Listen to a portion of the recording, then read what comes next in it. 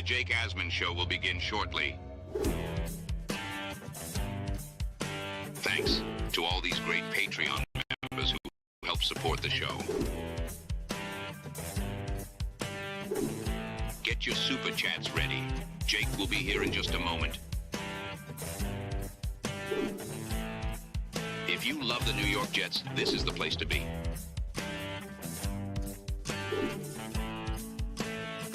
And now, the Jake Asman Show. Death, taxes, and the New York Jets finding new, embarrassing ways to lose football games. Please subscribe and hit the like button below. Super Chats, baby. Cut the line. Now it's time to talk all things New York Jets. It's the Jake Asman Show. Here we go, Jet fans. What else is new? The Jets lose. They lose in pathetic fashion, allowing Anthony Richardson to go right down the field against this once great defense. Mix in some horrific coaching, questionable decision-making, and the New York Jets are now into the bye week, 3-8 on the year. If you thought there was any hope for a playoff run, first off, if you thought there was any hope for that, come on. But now forget it. For those curious, there has never been a team that started 3-8 that went on to make the playoffs. It's over, and it's been over. And this organization needs to clean house. Everyone has to go that is involved with putting this team together. And the only question that I now have going forward is how much worse can it get? I mean, is this team going to win 3 or 4 games the entire year? Or are they going to do what they normally do when we have bad seasons in the past, win some games late that affect the draft status down the stretch? That's where I'm at right now. I know many of you come to the show after losses. You expect me to scream and yell. Maybe some of that will come out today. But, I mean, I sat there watching this game almost numb on the last drive. I did not think the Jets were going to be able to stop Anthony Richardson. I didn't. And that's sad because I used to have a lot of pride as a Jet fan the last couple of years watching this defense, knowing that they would play their tails off till the end. And this was the Patriot game all over again. This was the same scenario. Instead of Jacoby Brissett sticking it to the Jets, this time it was Anthony Richardson. Before you could even blink, they were at the Jet 27-yard line. Complete miscommunication between Sauce and whoever the safety was on that drive. Sauce clearly thinking there was help behind him. Safety was too late to get over. How many times have we seen the Jets have a miscommunication on defense at the end of a game? This defense, which once upon a time was one of the better in the NFL, is a joke. A joke. Michael Clemens, again, beat by a quarterback running to his side. Gee, who could have saw that happening? It's the same song and dance over and over again. This team just finds new ways to lose. Every week. You knew they were not winning this game the second they decided to kick the field goal. 13-play drive by the Jets. Offense gets to the Colts 17-yard line. And this interim head coach, with his team at 3-7, is settling for a field goal rather than being aggressive with Aaron Rodgers at quarterback, who looked competent in that drive and just trying to put the game away right then and there. And to make matters worse, he uses one of the timeouts at the end of the game to save 5 measly yards. If you're going to kick the field goal, then you just take the delay of game and go from a 35-yarder to a 40-yarder with a kicker who actually looked good today. So instead of at the end of this game with 45 seconds to go, you have 2 timeouts. You only have 1, and that makes a huge difference. And I don't know if it would have mattered because Rodgers clearly can't throw downfield. The stat people will say, well, Jake, he threw 2 touchdowns. And his quarterback rating was like 114. If you watch this game, you can't tell me Aaron Rodgers played great today. You can't tell me he even played good today. He was at best in the second half. He was horrific for most of the first half till the last drive. You had some great individual plays by Breece Hall, who, whoever the next coaching staff is, hopefully understands how good he can be, how big of a game changer he can be if utilized properly. And Devontae Adams, I thought, had a nice game with some big catches and a lot of yak after it, yards after catch. That was it. I mean, this team can't throw downfield, and all you need to know about Aaron Rodgers is at the end of this game, with a chance to go do something we've seen him do our entire lives as football fans, they can't even move the ball positively. He's taking a sack. He's throwing over the middle of the field with no timeouts. It's just, he's not what he was. And everything's got to be perfect for him to win. And I've gone back and forth on this the last couple of weeks about, well, what about Rodgers' future? And, you know, can he be the bridge quarterback next year if you draft someone? But you know what? If he's just going to be a bridge quarterback, you could find someone that could do that. And maybe you just get ahead of dealing with the cap ramifications that are coming. And you rip the Band-Aid off. You take the $49 million dead cap hit all next year, and you start over with a new regime. Maybe that's the plan. You know, I don't know what the answer is right now for anything with this team. You don't know who the quarterback is. You don't know who the GM is. You don't know who the coach is beyond this year. Ownership is in flux because everyone assumes Woody's getting an ambassadorship position. That hasn't happened yet, oh, by the way. And if he does, he's still here through January, will not start that position until late February, meaning he's involved in the hiring of the next head coach and general manager anyway. And as I just said on ESPN New York, from 4 to 6:30 today, who's helping Woody and Chris with these hires? Because they've shown you they don't know how to do it right themselves. Who's in their inner circle that's advising them, that's helping them? Because that's really where this is now headed. We could talk about this game today, and I have some other thoughts. You know, I'm the a-hole that's still taking notes watching these games. What does it matter? This team stinks. They always disappoint you. And this year's been as bad as it's ever been. They're just so unlikable. We've seen bad Jet teams before, but you combine them being bad and unlikable, and you get a year that I'll never forget. I thought last year was bad. This is worse. And I told myself I wasn't going to scream and yell on the show, and I can't help myself. I hate that I still care this much. I promise you I was numb watching Anthony Richardson go down the field, and now, a couple hours removed from the numbness, I guess I'm back to being a maniac, an asmaniac. It's unreal. They lost this game. I'm not surprised, but it's just like you just take a step back and you go, wow, they lost again. This team is actually going to be worse this year than they were last year. Last year's team had Zach Wilson and Tim Boyle playing games for them. This team's going to be worse. We were so concerned about Aaron Rodgers staying healthy. He's played every snap besides garbage time week 1, and this team is 3-8 into their bye week. And I don't want to only put it on Rodgers because it's not just him, but he's been so disappointing, man. He has been. We all thought we'd get more. I didn't think he'd be an MVP player. My expectations were he'd be a top 15 quarterback this year. He's not that right now. He's not. Is he the worst quarterback in the league? No. Is he better than last year's quarterbacks? For sure. But it's not good enough, man. It's not. There's been 4 opportunities for him with the ball late to go win the game, and it hasn't happened once. And once again, you could say he did his job. Team put up 27 points, more points they scored all year. Defense had a chance to get the job done, and they failed. So it's not just one player. It's not just Rodgers, but it's just another reminder on everything we thought this team was supposed to be around them. They don't have. The special teams has been a joke all year. Why is Xavier Gibson, by the way, still returning punts? Brant Boyer could go too. I used to think he was a really good special teams coach. Oh, he survived all these regimes. I mean, what are we doing? Too little, too late to finally get a competent field goal kicker. And the defense, I mean, what is there to say? They stink. They're awful. And that's on the general manager, who completely screwed up with the way the defensive line was handled. There's some poor luck involved there with injuries to C.J. Mosley and obviously Jermaine Johnson. But you know what? This defense, if they went from 3, which they were last year, to 10, I'd be like, you know what? That's fine because the offense would take a big step forward. This defense, since Robert Saleh has been fired, has been one of the worst in the league. And that's the other thing. I'm taking calls tonight from people. How could they fire Saleh? It obviously hasn't worked. They're 1-5 since they made that move. But it's still his coaching staff. Meaning, if the Jets had Saleh right now, they might have a few more wins, sure. But this is not a Super Bowl team. I don't even know if they're a playoff team, honestly.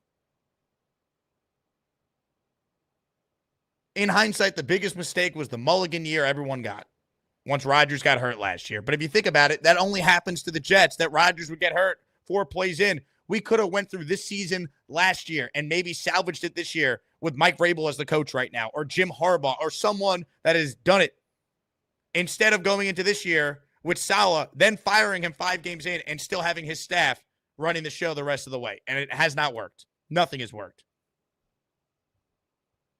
And like, I'm at a point now where it's like, what do you do? We have no idea who's running the team, who's involved in hiring the people that will run the day-to-day football operation of the team.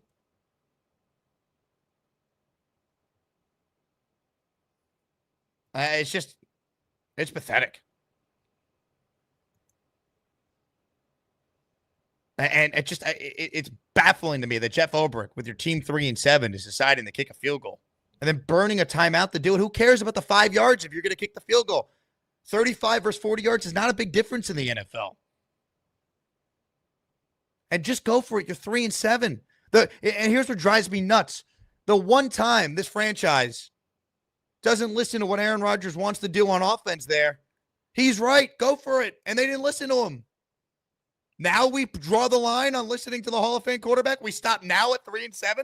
We say, nope, this is where I'm putting my foot down, baby. I'm Jeff Ulbrich. Yeah. I mean, what are we doing, man? It's so stupid that we still care this much. Because if they won today, it would mean nothing. They would lose to Seattle after the bye, because when the Jets have more time to prepare, that's when they lose. But I just wanted to get one call from Neil about running the table after the bye. We can't even have that now. Jeff Ulbrich ruined that for all of us. Oh, I'm so disgusted, man. But you can't be surprised this defense blow it. They've blown it all year. They choke. They implode. They're soft. They're poorly coached. Shane Steichen figured out the defense on the previous drive when they went right down the field. And Jeff Ulbrich's like, I had confidence in the defense. Why? They were playing poor at that point in the game. And in the same spot, they choked against Jacoby Brissett. And you had confidence in the defense? If you had confidence in the defense, then you know what? Go for it. And if you don't get it, you're still up 2. And Indy's taking over at the 17-yard line in their own territory. It's not like they're in field goal range if you didn't get it. But, that play, in the grand scheme of things, it doesn't mean anything because Ulbrich and the staff will not be here next year. But it just sheds light on everything that is so wrong with this team, that despite the talent I do believe they have, how far away they are from actually winning. Because you can't tell me if this team had Mike Tomlin as its coach, they're 3-8, or John Harbaugh or Jim Harbaugh as their coach, or Sean McDermott or Andy Reid as their coach, they're 3-8. Dan Campbell as their coach, they're 3-8. The biggest issue with this team is still the coaching is horrific. That's still the biggest problem with this team. The infrastructure in place for this team is pathetic. And it has to change. And they have to hire the right people. Otherwise, it's never going to change. I mean, only the Jets could have Aaron Rodgers at quarterback and have a worse record this year than the Zach Wilson, Tim Boyle-led Jets from last year. They replaced Randall Cobb with Devontae Adams. They replaced Mekhi Becton with Tyron Smith. They replaced Laken Tomlinson with John Simpson. They replaced Dwayne Brown with Morgan Moses. And they find a way to get worse. And the offense is statistically better this year than last year. But the defense is now a liability. Forget being average. They're a liability. And the special teams has been a joke all year. Has cost them several games. And it was too little too late to find Carlson, who today kicked well. Or last week, Patterson, who actually kicked well in the loss to the Cardinals. Once again, this general manager, who's now 30-64, dropped the ball there, made the same Cardinal mistake he made a year ago by neglecting backup quarterback. This year is neglecting kicker. Combine that with the worst coaching staff, worst coaching in the NFL right now, and you have a team that does have talent at 3-8. It is unreal. Unreal. There are still good players on this team. If you watched Quinnen today, you saw that. If you watched Quincy today, you saw that. If you watched Brees today, you saw that. But they're just a collection of individuals that don't play for one another, that don't have any sort of toughness, and they completely lack leadership. And obviously, I think a lot of that was nuked out of them when Saleh was fired. Let's be real. I wasn't necessarily anti the move. I thought Saleh was going to get Buffalo, though.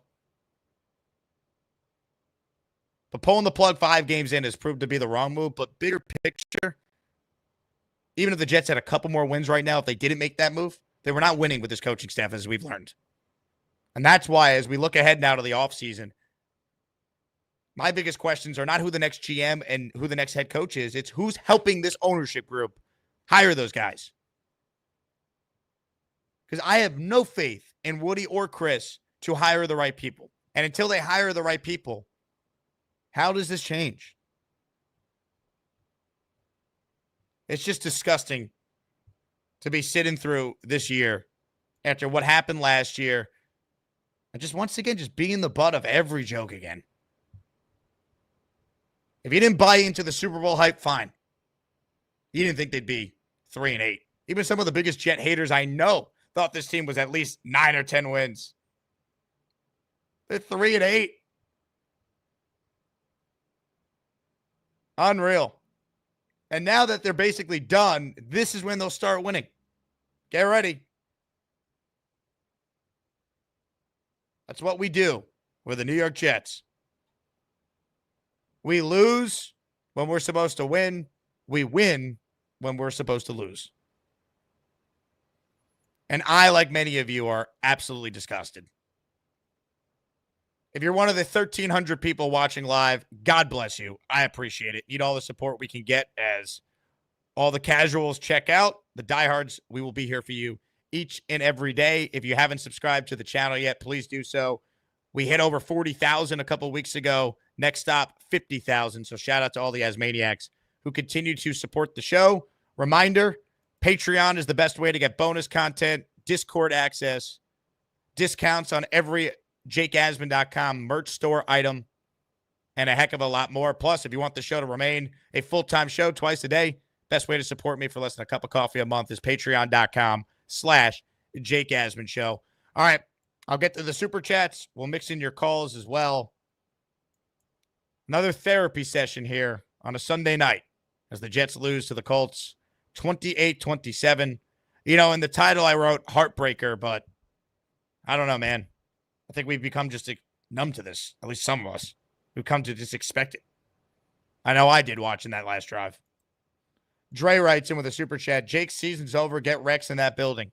I'll tell you what, it will never happen, but if you wanted to bring Rex in to coach the last, how many games are left? 6? Ugh. That's the thing, there's still 6 games left.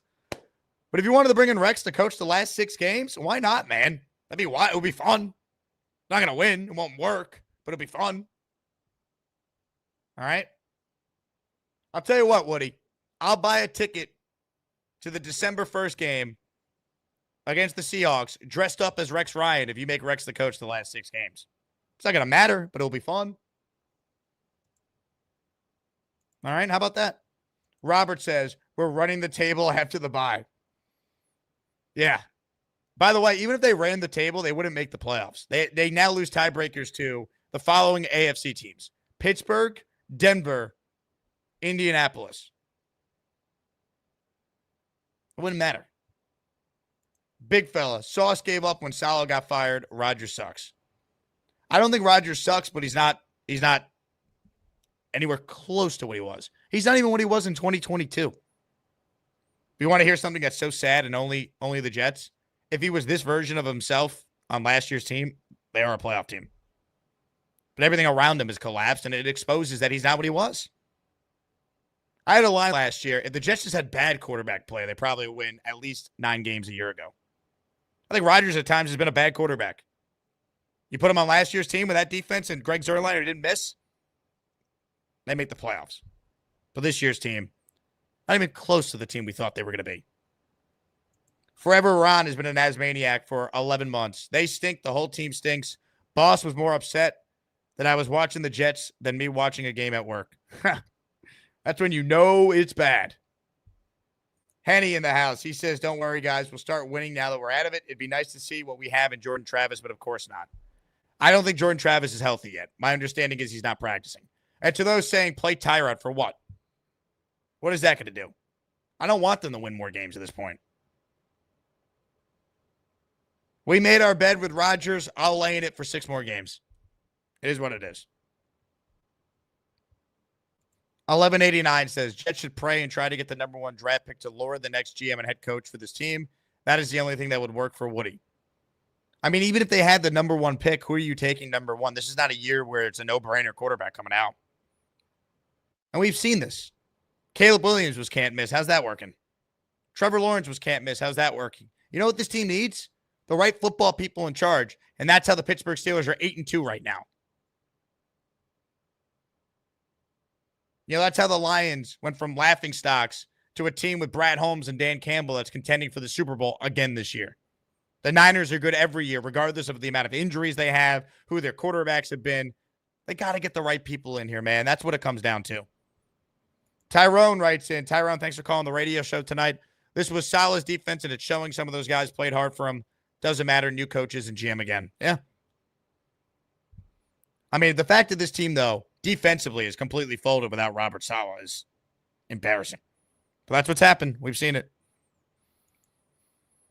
Leany says, I hate them, I hate them, I hate them. We all saw the 70-yard winning touchdown drive by the Colts. Unfortunately, we did. Once upon a time, I would love the Jet defense to be in that spot. Not anymore. Aaron says, what makes me sick? We could be the last team in the division behind the Pats. What a joke. Can we really see another win? Maybe the Jags. Yeah, I was thinking about this, right? Where are the wins coming from? I mean, in Jet-like fashion, they'll steal a game they're not supposed to, right? But if you just look at the schedule, other than that Jaguars game, where's the obvious win? I don't even know if that's an obvious win at this point. You know, it's funny. We were talking about playoffs, right? I was thinking of the Jim Mora quote. Playoffs? Don't talk about it. Playoffs? You kidding me? Playoffs? I just hope we can win a game. I don't know what game the Jets are going to win right now.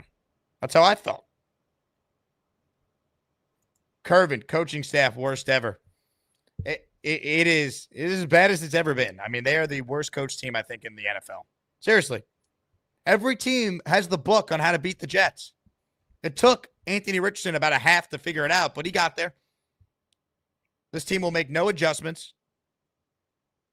They'll beat themselves. Today, it wasn't a penalty fest, at least, which is unusual for a Jet game, but still, when it mattered the most, could they execute when the game was on the line? No. And good teams do that.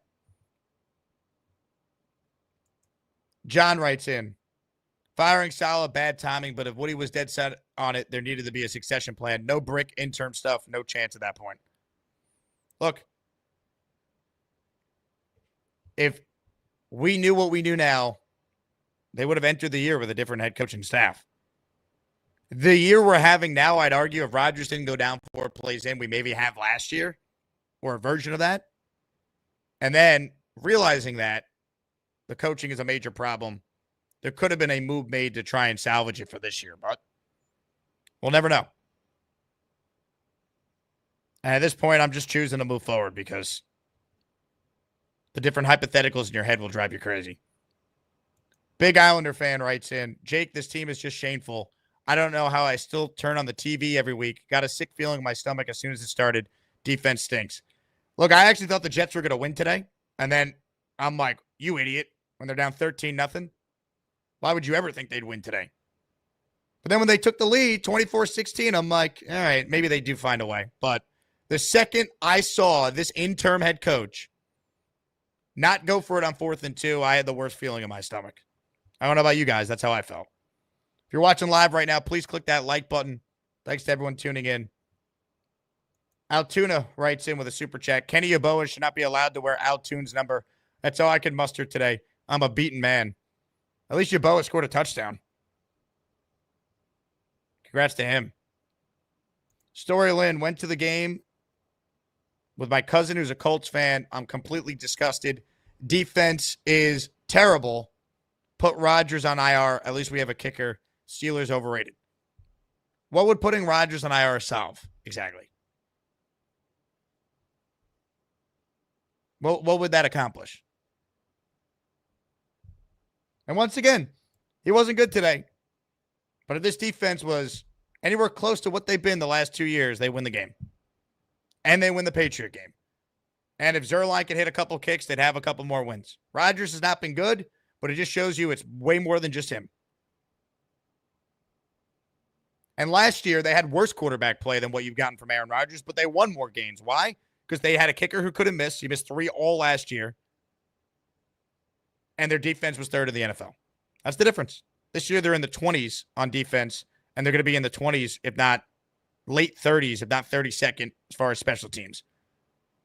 The only reason why they're not 32nd as far as field goal kicking is the last 2 weeks, they've hit all their kicks.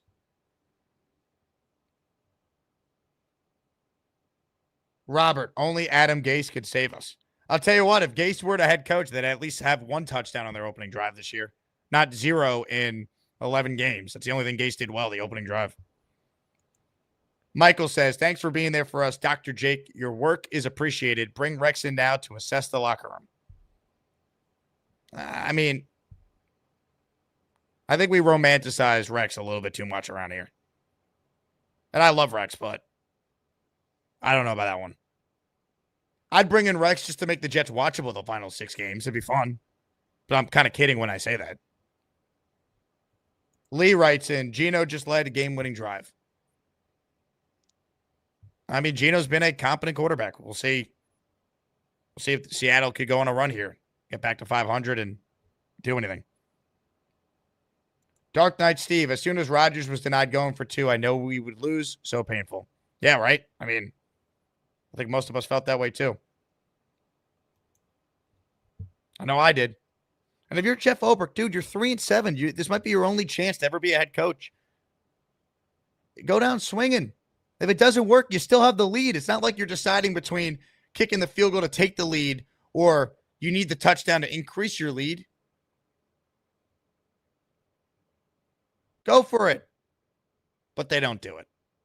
They don't do it. Today's Jake Asman show is presented by my friends at Custom Bourbon Tours. Jet fans, if you need a vacation from the season, you certainly probably could use one. I know I could. Head over to CustomBourbonTours.com and sign up for an exclusive bourbon tour down in the capital of all Kentucky bourbon, baby. Book your next vacation right now at Custom Bourbon Tours. They'll make it easy for you if you're a bourbon lover like I am. They allow you to pick the vehicle you want to line up your tours to the different distilleries at. They give you an experience that's easy to plan, easy to make happen, so you can experience the Kentucky Bourbon Trail with your friends or family. Once again, CustomBourbonTours.com. They have flexible, zero-interest payment plans. They'll work with you on providing an incredible experience. So if you're a bourbon lover, this is the thing for you. CustomBourbonTours.com. Check it out. The owner of the company, Liam, he's a Jet fan. He's an Asmaniac. So support his business like you guys always support our sponsors. CustomBourbonTours.com. CustomBourbonTour.com. All the info is in the description for the video. Hit the like button if you're tuning in. Comments, questions, super chats. We'll cut the line. We'll get to your calls coming up here on the Gusbuster hotline. First up today is the Hamburger. Hamburger, what do you got for us? Oh, what's up, man? How was the game, Hamburger? I hope you had a good tailgate at least. Listen, I had a nice day. The Jets suck. What else can I say? I didn't think they would win today. Like I said a couple weeks back, 4-13 is what I see out of this team. They suck, man. They're so poorly coached. The entire staff needs to be fumigated out of that place. No one should be back next year. Zero. Not one coach on the team should be back. Everybody should be gone. Shit can everybody. It's disgraceful. It's so bad. I mean, it's every week. It feels like, to me, at this point, it almost feels purposely. Like they're purposely tanking at this point.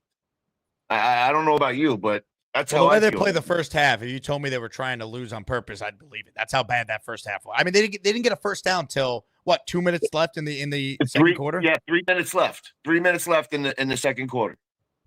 They got their first down. It's brutal. Well, on one part, I met some nice guys from Canada, Jet fans that came down from Canada, and I got they made me a nice drink with some maple syrup in it, some peach and bourbon. It was pretty good. That was nice. Right. That's good. So that was all right. The daughter had a good time for her first game. She didn't think it was that bad of a game. We only lost by a couple points. So, but listen, little does she know the Jets were actually a 4-point favorite in this game. I left that out. It's bad, man. I don't see it getting any better. I only see it getting worse because now the locker room, you lose like this over and over and over, and guys are going to start quitting. I'm sorry. I think guys are going to start quitting, and it looks like some of them are quitting. I mean, yeah, they made tackles today. That they worked all week on tackling, but forgot everything else.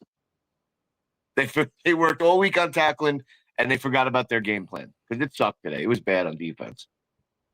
Yeah, they were horrendous, Hamburger. They were. I mean, I'm glad your daughter got to go to the game with you, and the weather was nice at least. Man, any Jet fan who still goes to these games down the stretch, God bless you. God bless all of you.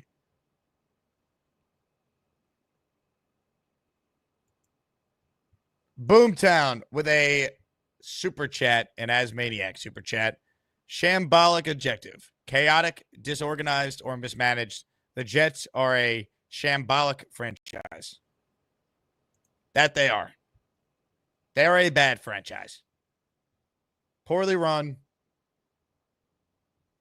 With no end in sight until you tell me who's coming in to fix the issues that are the Jets. It's sad. It's at 3-8. 3-8 at the bye week, man. I thought this team was going to be 4-1 to start the year when I saw the schedule. And when they were 2-1, and I left MetLife on September 19th after Rodgers played like an MVP that night, I never could have imagined that'd be the highlight of the Aaron Rodgers era, and it would be all downhill after. That was it. That was the apex of this 2-year Hail Mary to bring Rodgers in and go for it. But I'll say this because I know we're going to have a lot of discussion over the next 7 weeks until we get to the offseason officially. 7 weeks. Yikes. When I look back on the Aaron Rodgers move, it hasn't worked. It was the right move. They had no other choice. So you're not going to hear me sit here and say, how could they go get Rodgers? What was the choice? Derek Carr? Jimmy Garoppolo? Ultimately, they found themselves in the spot where they needed to go for Rodgers because this general manager drafted Zach Wilson. It was the right move. It didn't work. It's a shame because I think Rodgers did come here with the right intentions. He took a $35 million pay cut until Jalen Brunson did his with the Knicks. It was the largest pay cut in professional sports history. He did everything he could last year to, ingratiate himself to the fan base. Didn't want to take the number 12 because of Joe Namath. Said all the right things at the press conference. Went to the Knicks games, the Rangers games, Broadway shows. Really tried to connect with this fan base. Gets hurt 4 plays in. Still around the team, flying across the country to be with them on game days. Rehabs, does all that to try and come back at the end of last year, even if it wouldn't have made sense. And for it to be just this bad, it sucks. But it's a combination of father time for sure. And it's a combination of this team that we thought was going to have an elite defense. Certainly doesn't. Was going to have an elite special teams. Certainly doesn't. So, hasn't worked, but I have zero regrets about the decision to acquire him. It was the right move. There was no other alternative. You're lying to yourself if you're going to try and tell me there was. It just sucks this is where we're at. Henny says, I was offered free tickets and I turned it down. A couple of you ended up donating some tickets to this game, so I distributed them to some fans. So if anyone has extra tickets the rest of the way that don't want to use them, there's still, I promise you, plenty of Jet fans out there who want to take someone to their first game or maybe can't afford to go to the game that could use them. So please keep that in mind if you have extra tickets. Chef Kevin with a $10 super chat here. It's sad the defense needed a tutorial on how to tackle, full week in pads to work on tackling, and it didn't work. Are we going to have another great week of practice? 3 more home games left. Sad. Sad. Hopefully the weather's good for those games and the tailgates remain fun for people. Let's get to more of your calls. Gusbuster Hotline we go. We Suck is on the line. Hello, We Suck. Hey, Jake. First of all, I just want to say it was good to meet you at the New England loss in Times Square and meeting Joe Benigno. That was nice, so I appreciated that, and I appreciate all your work. You know, I'm 52. I've been watching this team for 42 years. The first seminal moment was the Mud Bowl when I was 10.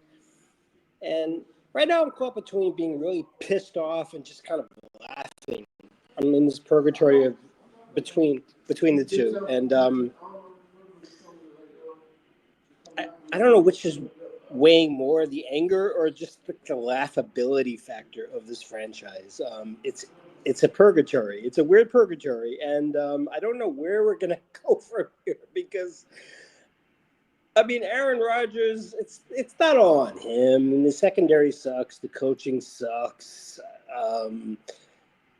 We finally got a kicker, big deal. But, I mean, there's just so many things that are interplaying in here. And I actually think we just need a Parcells-like reset with a Gruden or someone of that sort. And there aren't many.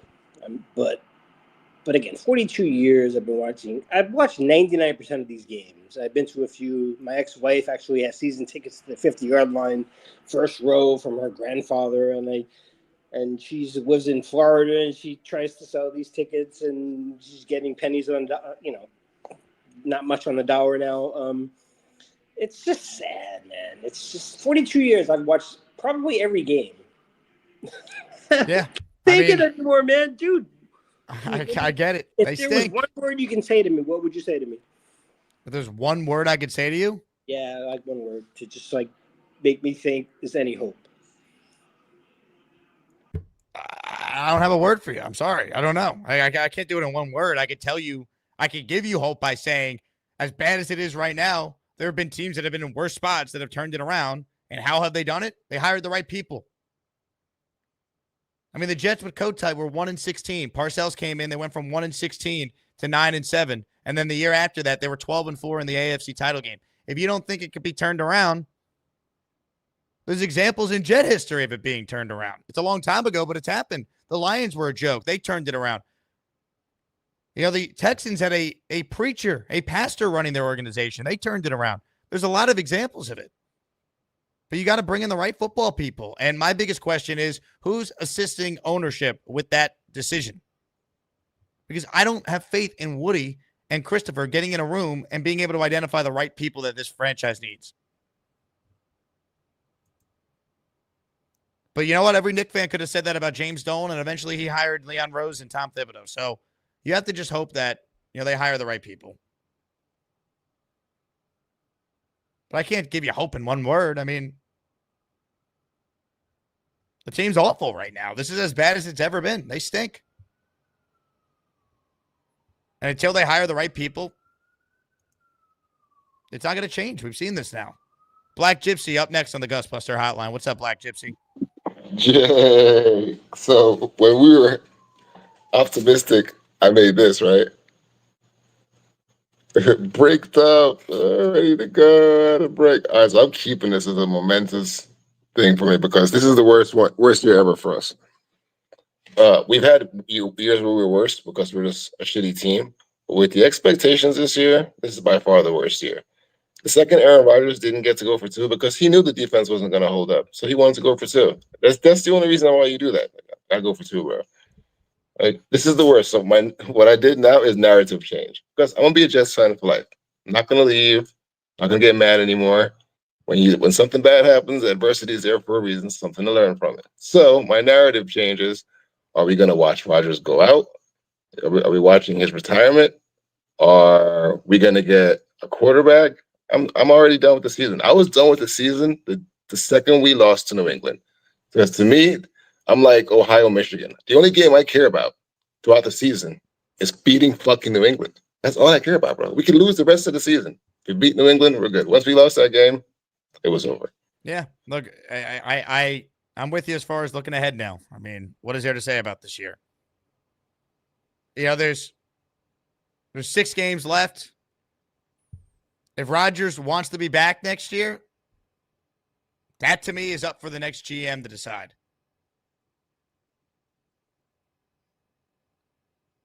Because you're weighing Aaron Rodgers coming back next year versus what's the other option?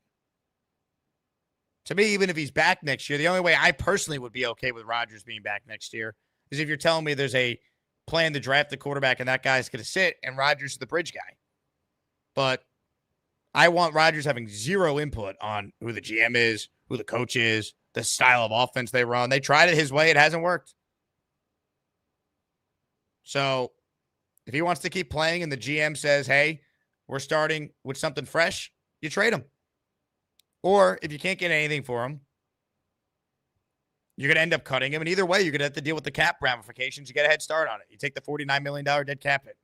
Or if you're going to do some sort of retool, you spread it out over the 2 years. But either way, you're going to have to pay the piper with the cap hit at some point. It's just, do you do it over 1 year or over 2 if you're moving on from Aaron after this year?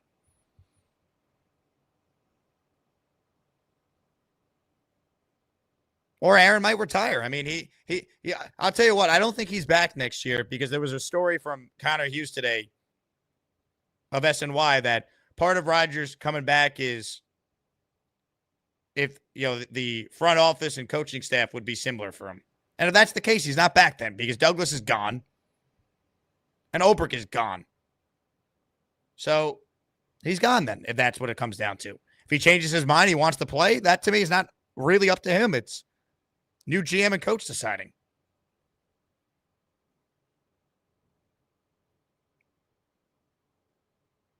If this team finishes with 4 wins, it'd be tough to picture Rodgers going out like that, but maybe he would change his mind. He's made plenty of money.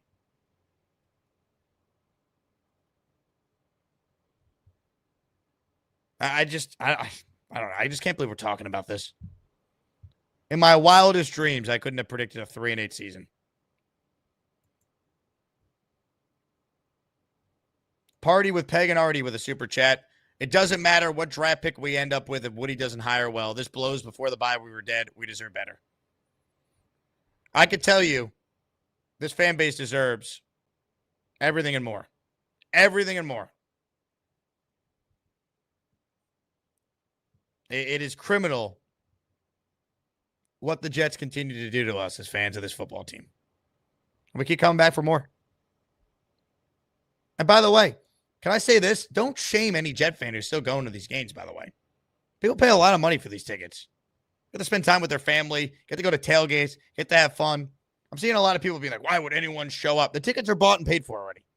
All right? Don't shame any fan who wants to spend time and go to a game.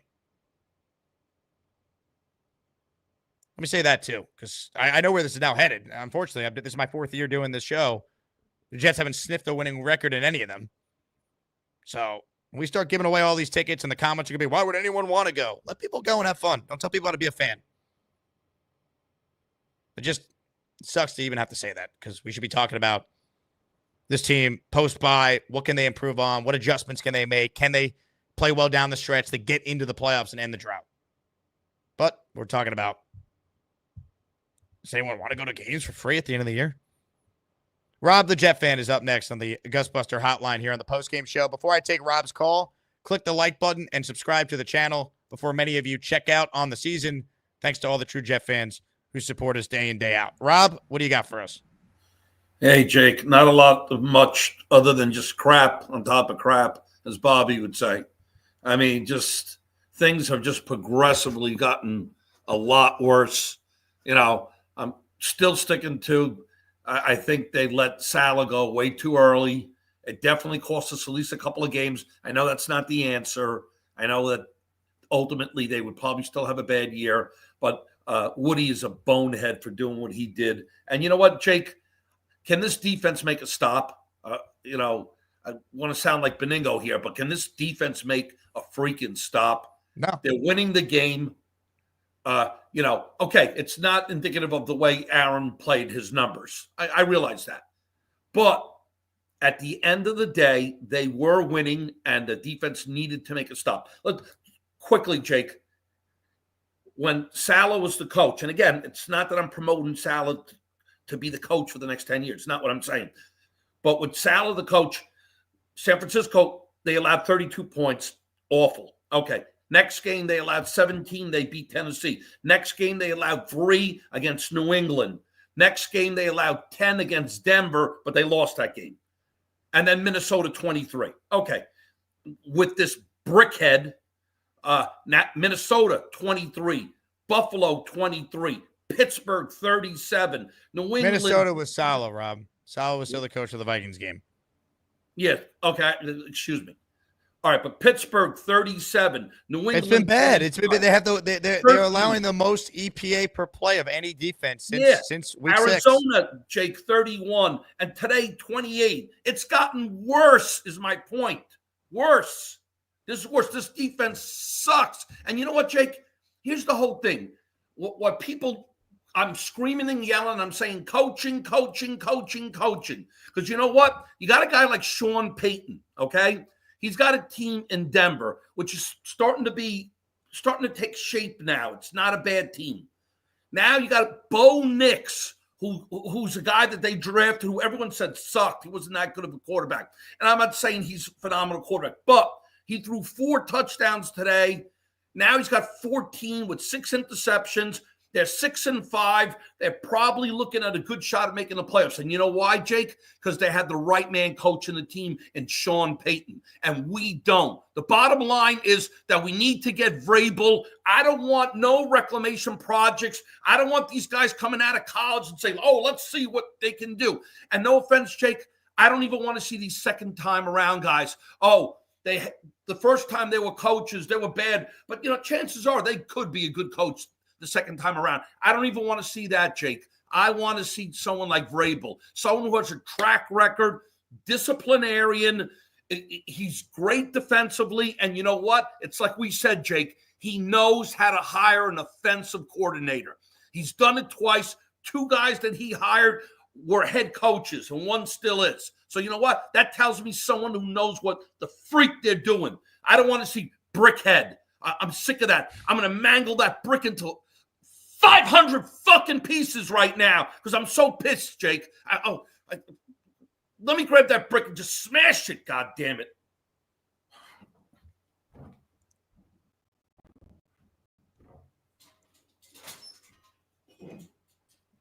Let's see where this goes, folks. Let's see where this one's headed.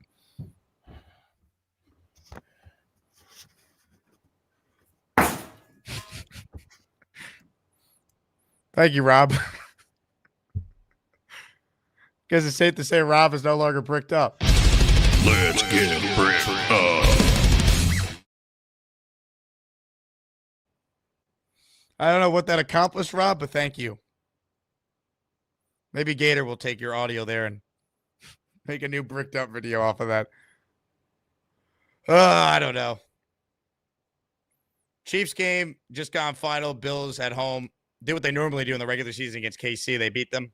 The real test will be what happens if they meet and get in the playoffs. But Buffalo 9-2, Chiefs 9-1. So the last game of the afternoon slate is in the books. Sunday Night Football tonight. The only positive about today was this was supposed to be the Jets tonight. Colts Jets was originally tonight. Right in that one. That's the only positive. Unreal.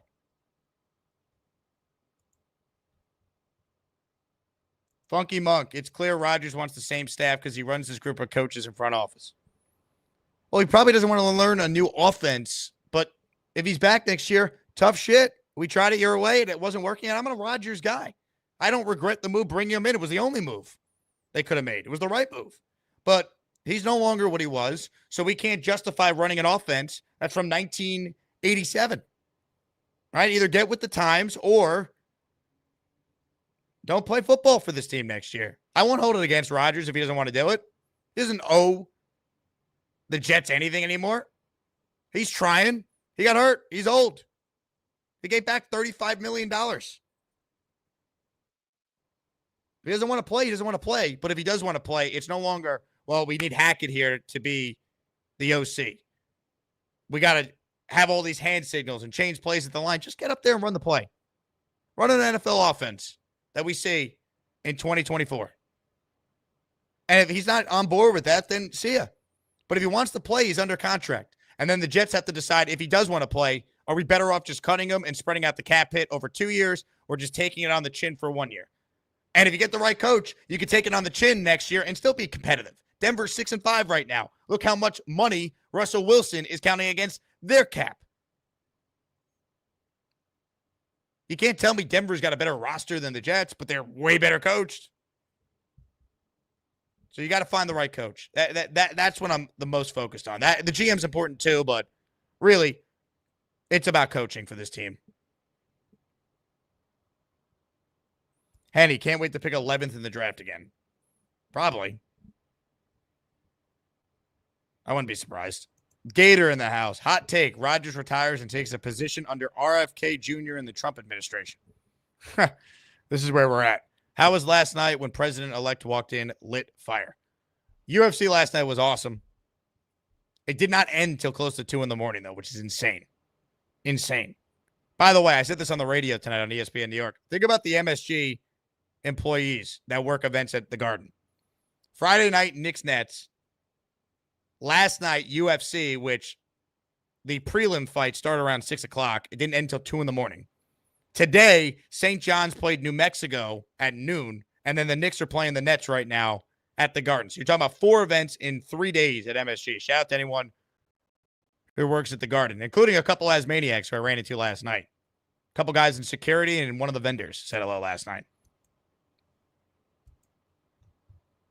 More of your calls right now. Let's say hello to Australian Jets fan. Hello, Australian Jets fan. Unmute your mic. How you doing, Jake? Man, it's disappointing once again.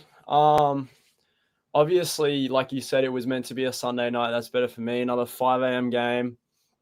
And I was lucky because I set my alarm. I woke up at 5 in the morning and I was on 2.5 hours of sleep. I didn't make it. I fell asleep again. I woke up at 7, put on the last quarter, and I was like, okay, what have we got here? And, from what I've heard, I'm lucky I missed the first half. And I watched the end of that game, and I saw them get the touchdown. I was wondering why are they mucking around so much? Rodgers wanted the 2-point conversion. He wanted to go for it on 4th down, sorry. And obviously, Ulbrich had other ideas. But it's just frustrating. It's just sad. Like this defense, like every single time I see this defense on a last drive of the game, I have no faith. I sit there and think we've lost. I couldn't bear to watch. I sit there thinking we're fucked. Like, it's painful, man. And like I've only really been watching. I only started watching Jets games last year. And I sit here thinking like, maybe I picked the wrong time to start watching the Jets. Wait, why would you pick the Jets in the first place? What led you to the Jets?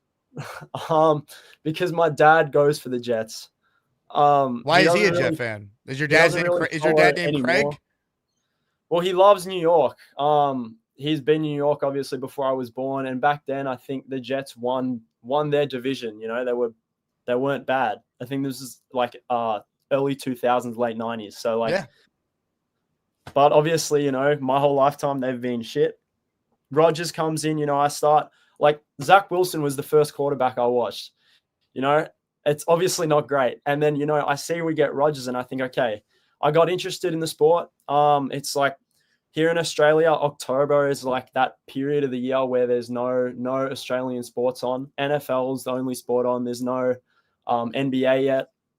So I started watching the Jets to, get something to get through, and it's just been extra pain. It's just been extra pain. I can't catch a break. Well, I'll tell you what.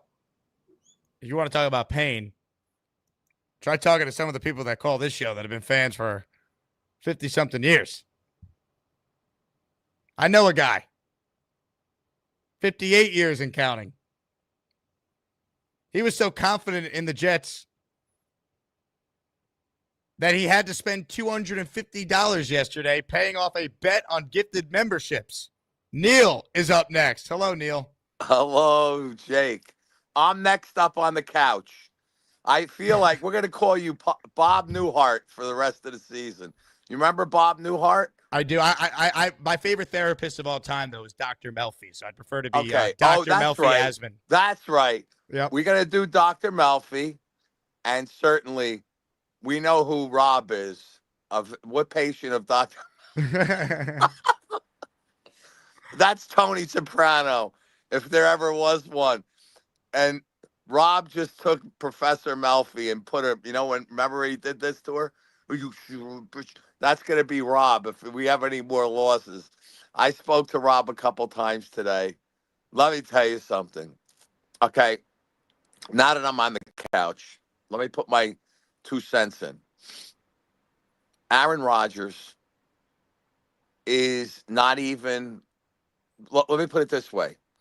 With the offensive line we have, now I don't know the statistics, Jake, but he's one of the fewer sack quarterbacks in the league. Would you say he's on the, in other words, if you have amount of quarterback sacks by a team, they're on the, in other words, they're on the least amount, probably at least, 25th out of 30 or 22nd out of 30, at least sack teams. Do we know that statistic? Yeah, look, I thought the offensive line played, all things considered, fine today. Like, to me, all season, Jake, all season they played fine. Yeah, okay, for the most part. I bring back Morgan Moses because I don't know where you're finding a better right tackle. Olu's going to be your left tackle. Simpson's been fine. Simpson's been fine. Tippmann's been fine. AVT's under contract, and when he's out there, he's been fine. Like, to me, everyone always looks to blame the offensive line when the quarterback struggles. The quarterback's got to own the fact that he doesn't want to throw downfield anymore because he's no longer what he was. The deal freeze? What a freeze frame this is, folks. Oh, my God. Look at this. This is elite. Honestly, there's nothing I could say that's going to be more entertaining than just looking at this. I'm just going to lay out for a moment, all right? I got to take a sip of water here. I've been on the radio since 4 o'clock, now doing this, so I've talked a lot about a 3-8 football team. I deserve a sip of water. Give me a second.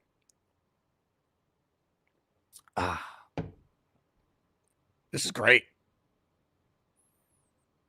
This is tremendous. He's gone. Neil, call back. We'll finish your therapy session. Ladies and gentlemen, this guy's father called the radio show earlier. Peter Castro Jr. is on the line. What's up, Peter Castro? What's going on, Jake? How are you? I'm hanging in. I know your dad is not pleased. How are you feeling? I'm right there with him. I've had it. I packed it in. The only thing that kind of I'm enthusiastic about right now is that I think Woody's got to take a look at what's going on in the league. Look at the San Diego Chargers. Only a couple years ago, Jake, they had Staley and Anthony Lynn. And all of a sudden, Jim Harbaugh comes in there, and they're 6-3, playing great football. You can make the same case with the Denver Broncos, who I'm not going to say that even the Steelers with Tomlin, for the talent that I think our talent is on par with those teams, if not better. The bottom line was where Woody really made the error was he came into the season running it back with that rotten coaching staff, and there's not one good coach in the building, Jake.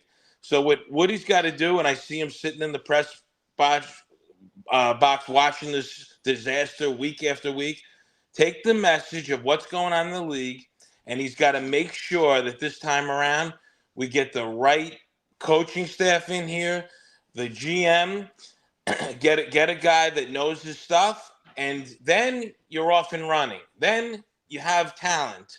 You look for a quarterback.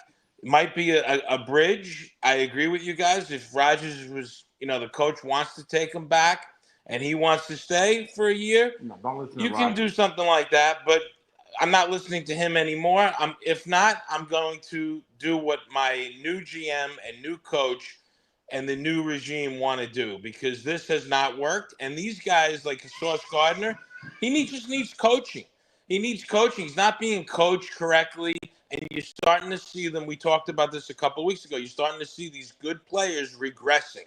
There's a reason why. There's not. You know what? I don't even think, Jake, that Salah would have meant maybe one more win. Probably not. He's just as bad as the rest of them that are in there. So I think that the big thing for Woody to see here is we got to get somebody that they got to hit a home run on this one this time. It can't be an Adam Gase. It can't be a short-term fix. We need a regime of a coaching staff that's going to be good to move us forward. I agree with that. And whatever Rodgers wants to do, you're not deferring to what Rodgers wants to do. It's whatever the next GM and coach want to take the direction. If Rodgers wants to play next year, he's under contract. They decide, hey, you'll play, but we're drafting a quarterback. You can convince me that might make some sense. But if they say, no, we're ripping the Band-Aid off, we're going to do something different, I'm okay with that. You tried it with Aaron. It hasn't worked. Now you got to live with the consequences and bring in the right regime to make the new decisions. Totally. I mean, that's what we as Jet fans have to look forward to now, because we know that this season's done and anything beyond with this staff is not going to work. So we have to think about the future and about how we're going to bridge the gap, and that's the way to do it. If Woody, take note, if you're going to be here, if you're not going to be here, if Christopher's going to take over, whatever it is, you've got to get the right people in there, because it makes all the difference in the world. The San Diego Chargers have the same personnel. How come they're 6-3 now? Yeah, How come the Denver Broncos? 100%. I said it last week that the Jets remind me of last year's Chargers, right? I mean, what changed? The roster actually got worse, right? No Mike Williams there, no Keenan Allen. You couldn't name any receivers in the Chargers, yet they're 6-3. So it all starts with coaching. I agree with you. Now, I do have a question for you, Peter Castro Jr. Yes. Can we see Peter Castro Sr., who I hear in the background, weighing in during this call? Like what Aaron Rodgers did a couple weeks ago with Devontae Adams. Look who's here, fellas. Yeah, there he is. The OG. They stink. Jake, you got to get either Brian Flores or Grable in here. I'm telling you, you got to get one of those. So forget about Belichick. Forget about Rex Ryan. What about Vrabel? Yeah, I like Grable. Grable, or what's his name? Not Rex Ryan, because that's a cartoon show. What's Grable's first name? Mike. So is he like the cousin of Mike Vrabel? No, Mike Grable would be good. Brian Flores would be good. I got news for you. One of those two will straighten this team out. That's what you need. You need. What about John Gruden? Two. Are you a Gruden guy? Forget John Gruden. Forget John Gruden. Forget Rex. And forget somebody else they mentioned. Not going to even. You know what? I looked at Todd Monken. He's never been a head coach. In college, he was many years ago. Yeah, but you know what? I need somebody tough. I want somebody tough up there screaming at these guys. They're like a bunch of girls. They play like girls. You saw Gardner, the play I was talking about to you on ESPN? He waves to the other guy. Go get him. It was cloud coverage and the safety wasn't there. I mean, it's just a classic miscommunication by this defense that's done it all year. Oh, they stink. They absolutely stink. You can't help them. They stink. They make mistakes all over the place. And I got to watch Covington run the ball back 20, 30 yards. Gibson can't get 5 yards on a return. Yep. One mistake after the other. Just one mistake. The season's over. So, Jake, the season's over. Now we got to look forward to the draft, and hopefully we'll get a quarterback. If you want to straighten this whole situation out for next year, back them up with Justin Fields. Ladies and gentlemen, the Castro family. Furline, he stinks. Get him out of here. Aaron Rodgers, he's as bad as Simeon. He's not going to get better. He's 41 with a bad leg. He's terrible. Incredible. I love the Castro family, man. We had a guy who's been a Jet fan for a year that called it from Australia. You talk to the Castro family, That's pain right there. That is real pain. Story Lynn with a super chat. Garrett Wilson was at Dick's Sporting Goods signing autographs yesterday. It didn't show up today. Rodgers keeps doing McAfee. Go into hiding, bums. This comment is so stupid. Where do we begin? We'll start with the Garrett Wilson one. Because if you're criticizing Garrett Wilson for anything this year, you have not watched any real Jet games. You think it's Garrett Wilson's fault why he wasn't open today or wasn't involved in the offense? I guarantee you he probably was open and this quarterback didn't want to throw it downfield. And I think the McAfee criticism is silly because when Rodgers has been doing it,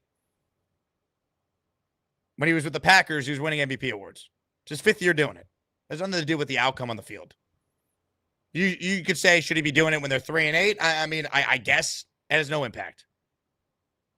But calling Garrett Wilson a bum, I mean, you're a problem as a Jet fan if you're trying to make Garrett Wilson be one of the issues on this team. He's a solution on this team.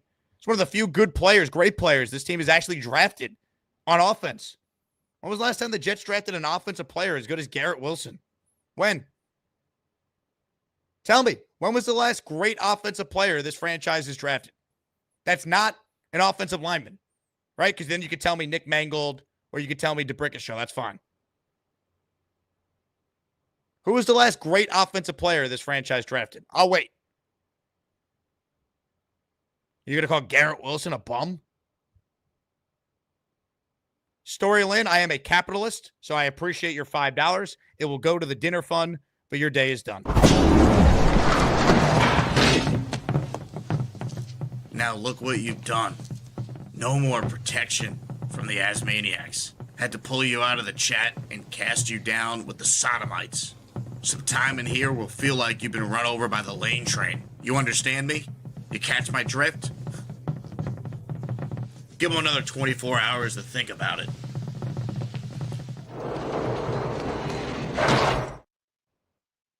What are we doing here? Garrett Wilson was leading the NFL in receptions going into today. You just watched him single-handedly end this team's 5-game losing streak against the Texans on Halloween. Rob writes in, Garrett Wilson is not great. Knock it off. He's above average at best. If you are this stupid, you're automatically gone. Goodbye. Just shut the fuck up. I did not ask for the damn opinion that came out of your ass, so shut the fuck up. I can't, man. Be angry all you want. If you're placing your blame on Garrett Wilson, you're gone. You're too stupid to watch this show. All right? I can't. I can't with some of you. Also, this guy, Ben Gettysburg, he writes in, Jake, are you still going at it, you pathetic Joe Douglas apologist? You mean me, who's been killing Joe Douglas since April of last year when he failed to get a backup? Me, who said that, no, I wouldn't extend Joe Douglas and fire Saleh. I keep them on the same timeline because they're equally responsible. You're going to call me a Joe Douglas apologist. I've been the one saying he's got to go. He should be gone. Before it was now the consensus. I said he gets this year. If they don't win, regardless of the circumstance, he's gone. But I'm a Joe Douglas apologist. Okay. You're in stupid town. That's where you are, Ben Gettysburg. Just shut the fuck up. I did not ask for the damn opinion that came out of your ass, so shut the fuck up. I can't, man. I can't. Shout out to Craig down under in Australia, gifting a 5-spot of channel memberships for the people. The first person to make it rain. I'll see if I can get the names here. Chat is exploding. I got the names. Here we go. Dan C, NY Jets Girl, Dan NY, David Perlmutter, Gregory Smith. You all are channel members. Welcome, welcome, welcome. Speaking of which, I see Craig is actually on the line. And since I could definitely be bought, we're moving Craig up a couple spots, and he's next. Hello, Craig. I swear that's not why I did it. It had to be done. You got to be looked after. First things first. Shout out to Australian Jet fan. I don't know if that's the first other Australian caller. I know we have a couple of guys. We've got Jesus Jerry Vodka, and I think Shearsy. But yeah, I don't know. He might be the first other actual caller, other than the ones I've contributed, such as Sarah and so on. There's So, one other guy who's called a couple times. His name is escaping me. Someone in the chat will know, but he's called a couple times, and he's in Australia too. I thought he was maybe your son at first calling in when he said he's only been a fan for a year and his dad got him into it. I'm like, wait a second, it's your dad, Craig? I've turned this entire house into the NFL, one way or the other. But bizarrely, there's a Dolphins fan. I'm apologise for that. I don't know what happened there. And other little guy here is Seahawks. But as long as they're into the NFL, I'm happy. Yep. We're all watching our games, and having a good time. I was thinking the other day, if you go back to before the start of last season, not this one, Shersy, when we by got the way, Rodgers. Craig. That's the caller's name, Shersy. Oh, has he called in? He has called in a couple times. Yep. Oh, right. Shearsy, yeah, from the Gold Coast. He's a good dude. But yeah, I was thinking back to before last season, not this one, when we got Rodgers, and we're all excited. And if you'd have asked us, okay, what's the worst nightmare? What's the worst thing that can happen? We'd have said that he went down in the first drive of the first game. Turns out that wasn't the worst nightmare. The worst nightmare is he's healthy, and it's like this. And now we're 3-8. So what this team manages to do to us is, in some ways, is impressive. That they think of things that we can't think of. I mean, another example, Sarah texted me this morning, and I was a bit behind in the game, and I thought she'd given me a spoiler that we'd won. So I'm watching the game, getting to the end, thinking, we're going to stop them here. We're going to win this game. And then we didn't. That's what I mean. So, what was her text? What did she say? Did you write, Jets won? It's like, no. She went, Jets in capitals. I'm like, what does that mean? But what she meant was they suck so bad. But it read to me like a spoiler of a win. So no, you can't say, Jets. That's a good thing. That's like celebration. Yeah, we're going crazy. Sarah. Sarah dropped the ball with that one. That hurts. Craig, I think you muted yourself by accident. Or your mic muted yourself. Or maybe Sarah didn't like us revealing her text to you unless she killed your mic. I don't know. Craig's mic, much like the Jets on the last drive. Failure to get it done. I found it. It's okay. All right. There we go. Found it. This is important. A few times lately, I've heard you say about people deserting the channel because of the season going down. I just want to say that is not going to happen. That is not allowed to happen. There are 1,100 people watching. We owe you for what you do for us, not just talking about the Jets, but actually creating a community and so on. So there's 1,100 people watching. I'm a paid up Patreon member, a paid up channel member. I paid for a Patreon for Mrs. Craig. You're the best, Craig. You can all do it. You can all do it. We got to support our man. All right. It's as simple as that. So we're not going anywhere, my brother. Don't you worry about that. Craig, you're the best. I appreciate it. Thanks to everyone who supports the channel. I've seen this, unfortunately, too many times, that when the team starts losing and they're irrelevant, the views. So I appreciate all the diehards who still will be with us every day. Beningo, by the way, 9:15 a.m. tomorrow. Usual Monday spot after a Jet game. So Joe B with us tomorrow. I will read you one text I received from him after this game. What a bleeping disgrace, bro. Should have went for it on 4th and 2. We will get into all of it with Joe tomorrow at 9:15. Australian Jet fan says, my Australian football team has not won a playoff game in 20 years. Jets help the pain continue when the season ends in September. Wizards fan as well. You're a Jet Wizards fan. Why would you pick the worst teams, man? I had no choice. I was a Jet fan no matter what was going to happen. I had no other option. All right. My grandpa had season tickets at Shea with my dad. I had no choice. There was no other option. You chose this team. And the Wizards? Why? The Wizards? Why not just be a New York fan if you're going to pick the Jets? At least you'd have the Knicks, right? You'd have the Yankees if you're getting the baseball, or even the Mets supposedly should be good for years to come now. Jake Quest writes in, Jake, thanks for the tickets today. Loss sucked, but it was nice spending time with my daughter. Great photo you sent me, Jake West. I'm glad you guys had fun. That's what it's all about. If you have tickets, you can't use them. I will make sure they go to people who can so we can have moments like Jake West had with his daughter today. 3 home games left somehow. Alan with a super chat. Go give Ben Johnson whatever he wants. Yeah, I mean, I'm in on Ben Johnson. I don't think he would choose the Jet job over some other jobs. If you can't get Ben Johnson, though, he's probably the only first-time coaching candidate I would want. Unless you tell me it's Monken, who's not like a boy wonder. He's 58. He's been around forever. I want someone with experience. That has been my big thing. I need someone that has had success winning and turning a program around. This franchise is rudderless. They need someone that they could point to as their leader and say, hey, follow me. I've done it. It was supposed to be Rodgers, but he's not that guy right now. He's not what he was. It's hard to be the leader when you're not playing like the Hall of Fame player that you were. So it can't just be player run anyway. You have to have leadership that comes from coaching. Look at the Steelers. Look at the Ravens. Look at the Niners. All these teams are good every year. Why? Look who their head coach is. Wrong verb. Brock Bowers looked great today. He's had an awesome rookie year.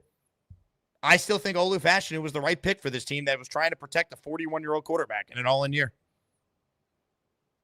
Bowers being awesome doesn't change my thought process that it was too risky for the Jets to take a tight end that high when they led the NFL in injuries to their offensive linemen the last 2 years. Let's see what Olu ends up being. If he ends up being the next to Brickashaw Ferguson, you won't care what Brock Bowers is. Olu has now started 1 game at his natural position. I'm excited to see what he could do after the bye week, these final 6 games. You want something to look forward to. How he does down the stretch is an interesting storyline going forward. Nolan Johnson says, go Colts. I'm sorry the Jets had to be ARs first. I don't know what that means. But if you're a Colts fan, I guess congrats on your win. I don't know. I got nothing for you with that one. Ladies and gentlemen, we're presented by Joe DeVizio Realty. Joe, a diehard Jet fan, his company, Joe DeVizio Realty, they'll help you sell your home.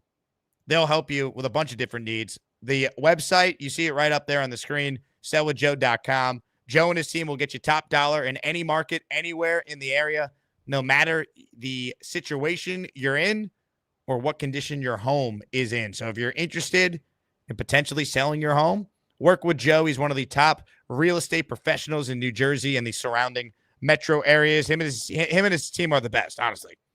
You know they're loyal, too, because they're Jet fans.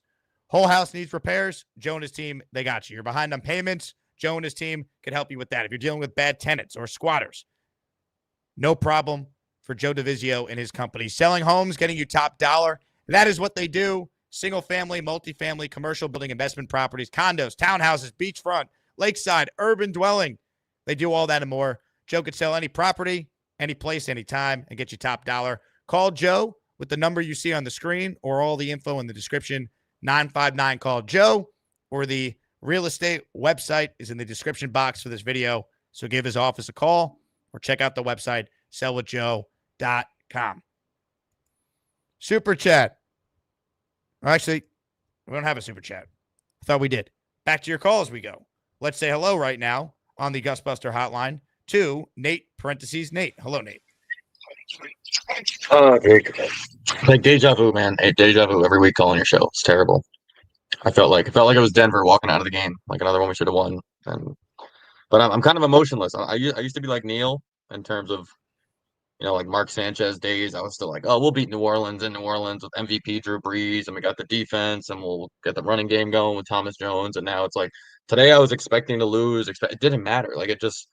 Like I said, we can lose the next 7 games. We could win the next 7 games almost equally. And today was like the reason I said that. Because like today was another game you could have won, should have won, and you'll just find a way to lose. Like next week, Jake, if you told me that the Jets throw for 4 touchdowns and force 4 turnovers, I still wouldn't touch the money line. Like we would find a way to lose that game.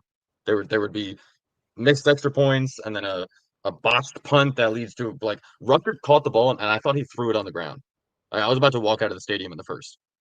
He clearly was an incomplete pass, but that was just an omen for the day. And just like people say, go, why didn't we go for it in 4th and 2? And that's going to be like probably Joe Beningo's talking point and this coaching staff. We would have lost that game going for it on 4th and 2. We're all Jets fans. We would have not gotten it on 4th and 2, and then they go down and kick a field goal. We would have gotten it on 4th and 2, and then had 2 penalties, go backwards, miss the field goal, and then they make a field goal. There's so many ways we lose that game, and like the bottom line is Sauce. You talked about earlier. Sauce can't get burned, and then his body language to follow it up is terrible. Art Scott talked about it after the game, but it was obvious to anyone. Whatever coverage they were in, he was doing nothing. There was a screenshot, Jake, where he's pointing to the linebacker or someone underneath to cover the flat route while he's sideways trying to run backwards and look at the quarterback and not cover Alec Pierce. So he's not covering the flat, and he's not covering the guy going upfield. He's not jamming him. He's not bumping him off his route. He's not like it looked like they were playing cover 2 where Sauce has the flat, right? Safety's over the top. He let him run by him. Ball snapped. He turns sideways. Pierce runs behind him. He points at the flat. Meanwhile, ball's complete 20 yards over the head. Then he's pointing at the safety and talking and asking him what he's doing. What was he doing? Like that's just you're one of the best in the league. You need to have better leadership qualities. Period. Like he's never going to be a good tackler. And as of right now, like he can mature. Right, as a 22, 23-year-old, 24-year-old kid, he can mature. But right now, he's emotionally. He's like it's tough to watch. It sucks as a Jets fan. Like we see Sauce jerseys everywhere, and it's like he's I don't know. I'm not gonna say he's regressing, but he's he's not making plays. He's not. He's had a bad year for the standard we have for him. He's still not a bad cover corner, but the other areas of his game have been exposed this year, and the lack of any turnovers is very frustrating because if you're gonna pay him, you need someone that is more of a game changer in that department. I wouldn't sign Sauce this offseason. I'd let him play on his 4th year of his 5-year rookie contract and see what he looks like with a new coaching staff. That's what I would do. Yeah, there's like 10 or 11 guys I would get. DJ Reed, I love DJ Reed. I loved what he said post game, taking all accountability. Sauce needs to take notes both on how to tackle, even though, like I said, it's probably a lost cause, but just like how to handle post game, how to handle media, and just be a pro and say that's unacceptable. My play is unacceptable. The defense is unacceptable. That's all it takes. Like that's the easiest part of your day. Like your agent can write down a few keywords for you, say it, and get in your Tesla and go home. Like it's really not that hard. It's unfortunate just seeing all our young guys and Rodgers too. Rodgers, his body language is not great. And I was a Rodgers defender, a Joe Douglas defender. He's missing Conklin. All right, there was miscommunication that he didn't turn around, and he's shrugging his shoulder. Like it's just your whole. If I'm looking at Rodgers as a Jets fan, the whole locker room is. They're all looking at him. If they're going to win 7 games, how is it still happening? How is it still happening in Week 11? That's what I'm saying. Like how are there this many miscommunications again? Like Tyler Conklin's a veteran. He's not a rookie being thrown out there getting an opportunity to play because there's injuries at the position, right? Like Tyler Conklin and him should be on the same page. But right, they should, right? But in that moment, like I'm blaming Rodgers for that. He tells us all the time. He's been doing it 20 years. There's no point in you sulking and you getting mad at another veteran. It does shit for you. Like we're 3-7 and we need to win this game. You need to fucking fake it till you make it. You need to find a game to pick your team up. They're all looking at you. You're Aaron Rodgers. No one's looking at Tyler Conklin after that game. This is Aaron Rodgers' show. Like I expected more like leadership in this term where it was like he says the right stuff in the post game and in the media during the week. And I've been doing this for a year. We're gonna stick to the process. We're gonna keep working hard. But then on the game, it's like, oh man, this is the guy leading. But like I said, there's only a handful of guys I would keep. DJ Reed, Garrett Wilson, the Quincy brothers is 4. Sherwood, I still love. I think he's one of the best. Him and Quincy would just be great. So much speed at that linebacker position. Tittman, Will McDonald, Michael Carter, maybe Olu. The rest can go. Jake, did you said the Brock Bowers pick that you still would have gone Olu? Or do you mean like today you still would have gone Olu? No, I'm saying in hindsight, if I could do it over, like I don't regret the decision to take Olu. I think Olu is going to end up being a really good left tackle in this league. I still believe that, and I think it was still the right move at the time for the Jets. So you're saying today, if you could go back, you still wouldn't take Brock Bowers? Obviously, knowing what I know now, at 3-7 right now, you wouldn't take Brock Bowers. I probably would if Brock Bowers was this with the Jets, then yeah, obviously you would take Bowers, but like. I'm not saying not play that game. Just today, if you could go backwards, like I'm not a Gary guy. You know, I'm against that. But clearly, this guy is a weapon. Like he's got Yeah, no he's one really throwing him the good. ball. He's good, but that doesn't mean He's Olu really won't end damn up good. right. But that doesn't mean Olu Fashanu won't end up being a really good left tackle. Well, let's No, remember. I'm not Will saying he McDonald. won't. I'm not Will saying he won't. McDonald was a terrible, god awful pick. Now he's going to be in the Pro Bowl this year. It's one of the few real bright Right, but spots. Will on this McDonald. It defense. wasn't Will McDonald or Brock Bowers. It was Olu or Brock. Like, can you name both tackles from the Chiefs Super Bowl, the last 3 Super Bowls? Nate, my but point you can name the is tight end that took over the lead. That's what I'm Nate, saying. That's Nate. all I'm saying. It's like Bowers might. Nate, Jesus. Bowers is really good. What I'm saying is don't judge a draft pick decision without even a full season of sample size yet. That's my point. Olu's barely played. Today was his first game playing his natural position. Let's see what he looks like. McDonald barely played last year. How could they take him? Should have drafted JSN. Should have taken, who's the stiff from Pittsburgh who's not even start, Broderick Jones. If Brock Bowers ends up being as good as Travis Kelce, Nathan, yeah, obviously they should have taken him. We didn't know that. And it's such revisionist history by some of you to say, oh, Bowers, that should have been the pick. No, most of you were not Bauer boys. You were not. It was, you look at the history of tight ends going in the top 10, it was not very good. Be a huge risk for the Jets to do that when their 2 starting tackles were coming off seasons where they were injured. No one thought Tyron Smith was going to play every game going into the year. Morgan Moses is 33, coming off a pectoral injury last year. We just went through the Dwayne Brown, Mekhi Becton experiment. It made sense when they took Olu, when they did it. Bowers has been awesome. But I don't know if that means, how could the Jets do it? Let's see how it plays out. If Olu ends up not being a good player, yeah, you could say it was a mistake. I'm just not there yet.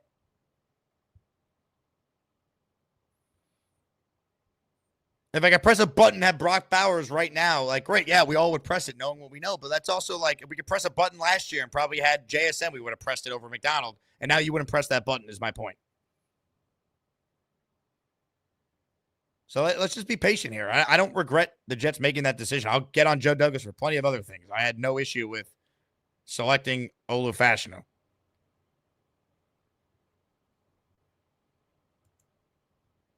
Tyler with a super chat. Rodgers gone next year, and honestly, good riddance. The offense he runs is stagnant and outdated. Defense know how to play us, no creativity. Well, the only way I would even consider him back next year as the bridge quarterback is if they're running a modern offense, because I'm tired of it, man. This offense he runs, where he does all the checks and does what he wants, it's also built on him being able to escape the pocket, extend plays, and put fear into the defense from that standpoint. He can't move. Luppy writes in, again, the D lost us the game. Yeah, of course, but the first half of the offense was a disgrace. But if you're assigning blame, yeah, I put way more blame on the defense. And the offense scored their most points in the game this year than they have in their first 11. They scored more points today than in any other game they still lost. So it's definitely more on the defense if we're going to play that game. But I'm at a point now where I don't care who cost them this game or that game. It's what's the best thing for the Jets beyond this year? Because this year's cooked. They're 3-8. Fletch says Jets need O-line depth more than another weapon. In the offseason last year, they did. They did. The lack of weapons is not a problem for this team this year. They have Garrett Wilson, Devontae Adams, Breece Hall. That should be enough.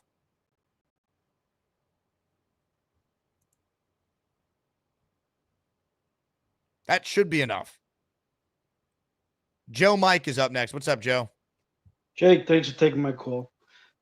Just real quick on that Brock Bowers conversation. Everyone needs to realize that the Brock Bowers in Vegas would look a lot different on the Jets. The Jets can't even scheme Malachi Corley correctly.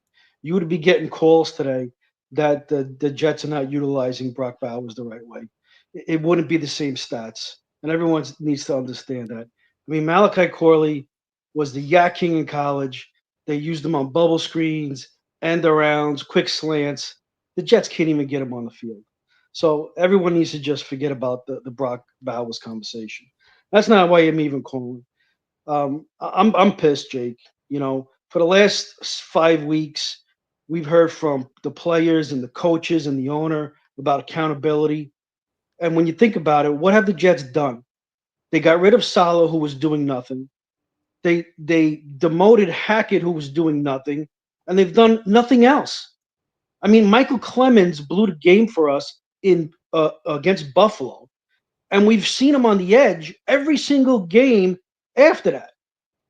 Xavier Gibson continues to return punts. He's calling fair catches with nobody around him. He fumbles the ball, and he's still in there every single game. Didn't we pick up some kick returner from Minnesota's on our practice squads? Kane, somebody. Why can't we use him? What about Izzy? Izzy actually ran hard in the preseason for the first time. You know why he ran hard? Because his ass was on the line about getting cut. So he was finally, they lit a light under him. I mean, I don't understand what's going on with this organization. They think that Jet fans are stupid. I mean, that's the way I feel. I mean, they do nothing. It's amazing. And Sauce Gardner, he's regressed. He's turned into Kyle Wilson. I mean, every game we're seeing his number and his name in the back of the jersey. I think you're forgetting how bad Kyle Wilson was. He's This not year, Kyle Wilson. Kyle Wilson, every single game was you read his name and his number. I thing remember happened it well. I believe it, Joe. Yeah. Look, I don't want to be the Sauce apologist here because I'm so disappointed with how he's played because I was a big Sauce fan. Like I genuinely thought like him, Garrett, like they should be Jets for life. I was as big on that as anyone, but calling him Kyle Wilson's a little crazy. A little crazy. Well, it seems a lot like every game I see him chasing down the wide receiver every single game. I don't know what's happened to him. Let's talk about coaches for a second now. My personal choice is Ben Johnson, but it's got to be a twofer. You got to get Agnew with him so that because they know each other. I like and Agnew. Yep. Yeah, Agnew's son is a scout for the Jets. Yep. So there is a chance. And call me crazy, if I'm Ben Johnson, it's like what's the best team that's going to have the same type of personnel that I'm already used to? And if you I know what I'm saying is crazy, but if you look at the Jets offense and you look at Detroit's offense, it's very much comparable, right? You got Brees and Allen, it's Montgomery and Gibbs. You got Garrett Wilson and Devontae, Amon St. Brown and Williams, Laporta and Conklin, they're a wash. But so Laporta's way better than Conklin. They have a huge he's advantage having at tight an end. off year this year. It was great last year, but you can go out and draft a tight end in the second or third round this year, and put up the numbers like Laporta if you have a Ben Johnson as the coach. You need someone, and you guys mentioned good names. Munkin's another one. Lamar Jackson, he's gone up a different MVP level ever since Munkin has got there. It's just that Munkin knows how to scheme. We're all talking about that when you're a new quarterback. If you bring in a young quarterback, you're going to need a coach that is going to be able to scheme that quarterback and make him successful. And at the end of the day, if it's not those two, I just want a coach and a coaching staff that's going to scheme every single week against our opponent. We're not getting that now. I mean, what they did last week was embarrassing. I mean, did they do any practice at all? I was watching the game and I'm thinking to myself, even with Gase, we had 20 scripted plays, and then we went downhill. You watch the Jets now. I don't believe there's any scripted plays. It's just like Rodgers, you go out there and you do whatever you want and you make whatever happen. There is no plan. There is nothing. There's no game plan at all. It's just like Rodgers, it's on you. You take care of it and you do it. Yeah. I'm Joe, not wearing Joe, they're the worst coach team in football. You're preaching to the choir here. They suck. They are poorly coached. We all see it. Turn on any other game around the league and watch how guys are wide open. Crosser routes, screens. They do the same thing over and over again. And it's not going to change this year. So just hope that they hire the right people. I love Ben Johnson and Ray Agnew. I don't know if they'd want to come here. They might have better opportunities, especially Johnson. Johnson could have been a head coach last year. He turned it down. He could have been the Commanders' head coach. He said no. He strikes me as a guy that only wants to go somewhere with the quarterback that is already established in place. And you could say, well, what if he has Rodgers for a year? He might not want Aaron Rodgers for a year. He might think he's shot. Wouldn't be willing to run his offense.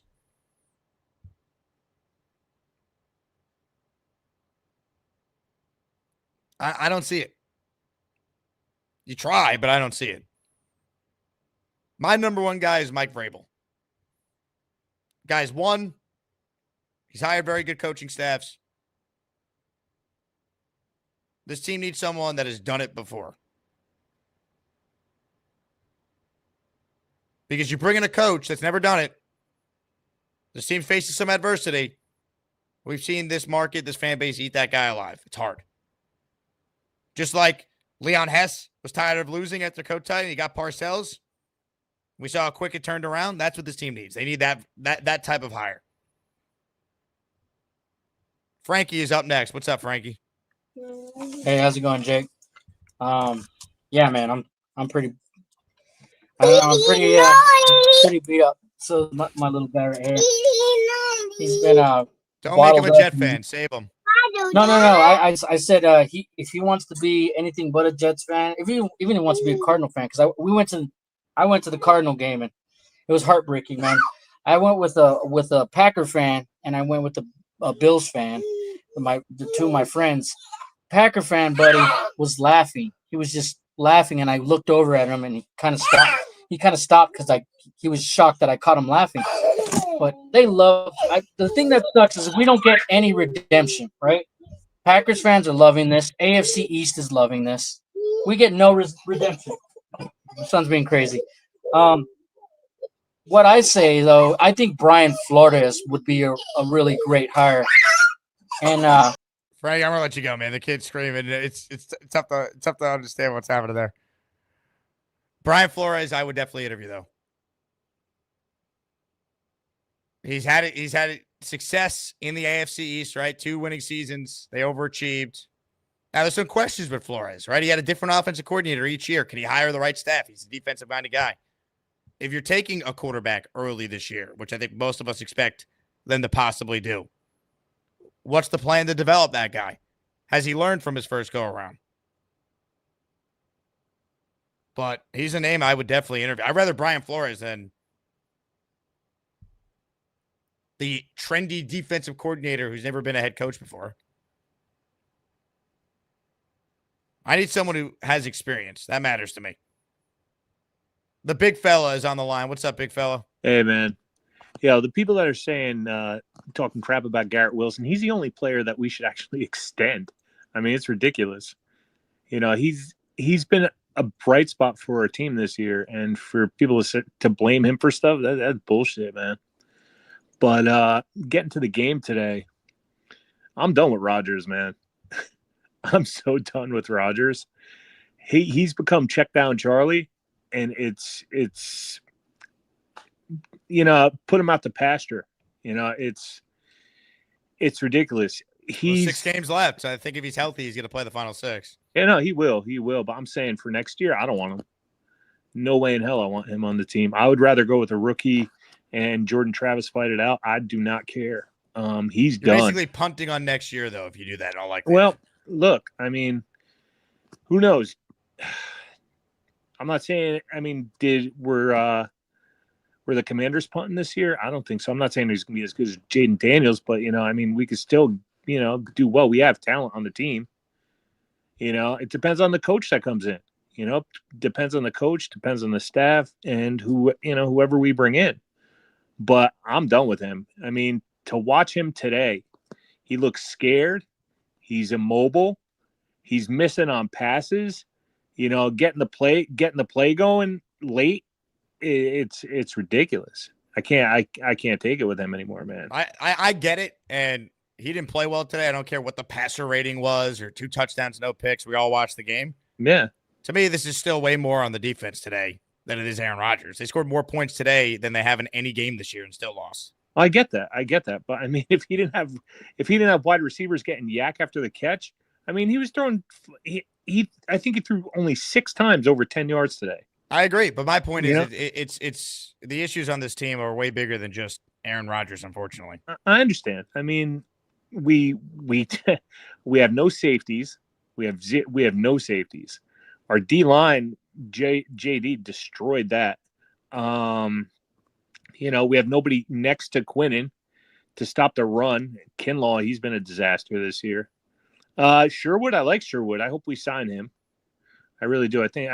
I'm happy with Sherwood. But Sauce, I think Sauce gave up when Salah left. I honestly do. I think he gave up when Salah left. I think they had a relationship, and when Salah was gone, he was just like, I think he took it to heart, and that was it.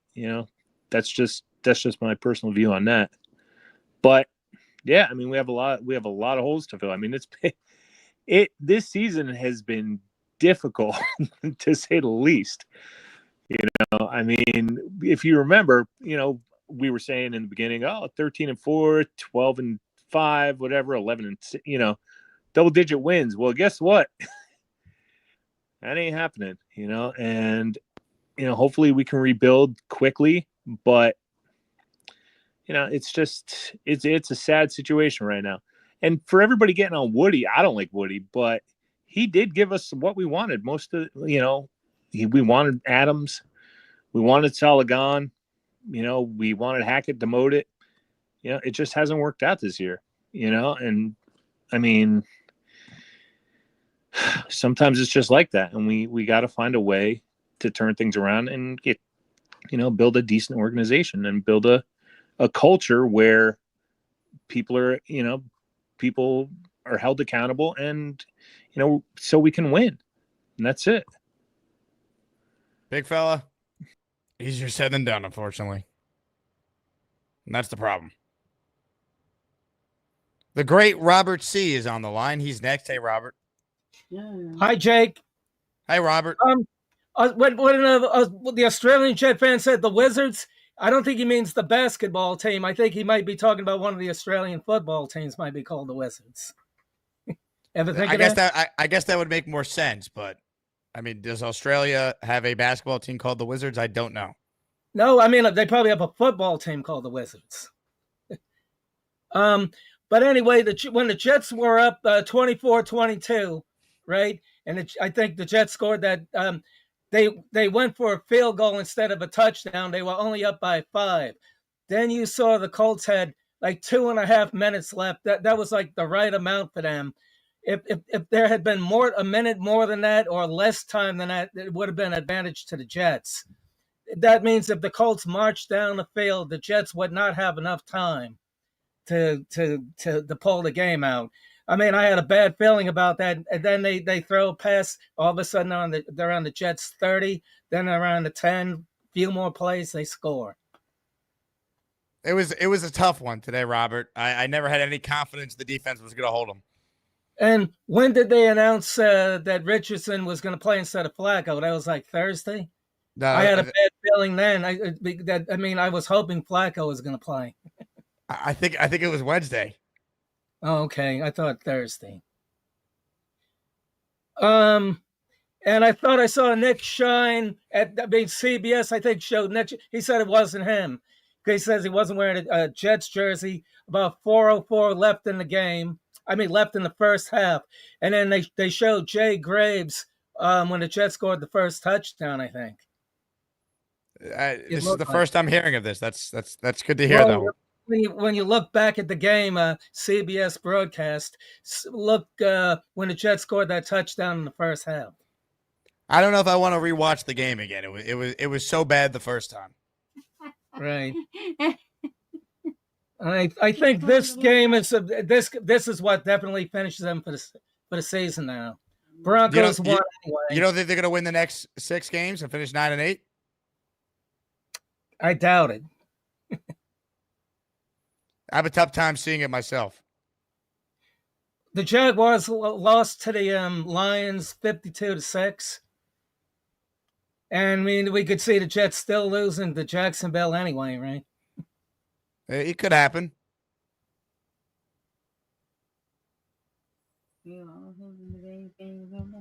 All right, Jake. What's on the agenda the rest of the night, Robert? Oh, he's gone. That'd be more entertaining than talking about this game. Now, that was a call, folks. Incredible. Reminder, this show is available in audio form, so spread the word to your fellow Jet fans that this YouTube show is available in podcast form. Just search the Jake Asman Show wherever you get your podcasts. More of your calls right now. Let's say hello to Kevin, who's next. Hey, Kevin. Hey, Jake, listen, when the people is talking about Sauce and playing, not as well because Salah left, like, be professional. It's not about who's your leader, who's your coach. You need to show up every day and be a professional. I don't care about whether he plays well for one coach or the other coach. That speaks poorly of Sauce than whatever. But Well, also, that's true. If that's true, that Sauce is, he's not playing well because they fired Salah. But, I don't think it's the craziest theory. The defense as a whole has been one of the worst in the league since they fired Robert Salah. Well, this is nonsense. Jake, I had to listen to you for 2 seasons. You and Will and Nick Faria, who has some terrible takes, by the way, who came on here, your big solid defender. All I want to see is Salah with a quarterback. How many times did I listen to you guys say that? All I want to do is see Salah with a quarterback. You laughed at us. I'm not defending Salah being fired. Jake, Kevin, that's bullshit. You Hold defended on. him every step of the way. Kevin, calm down, big guy. Jesus. Relax. Go ahead.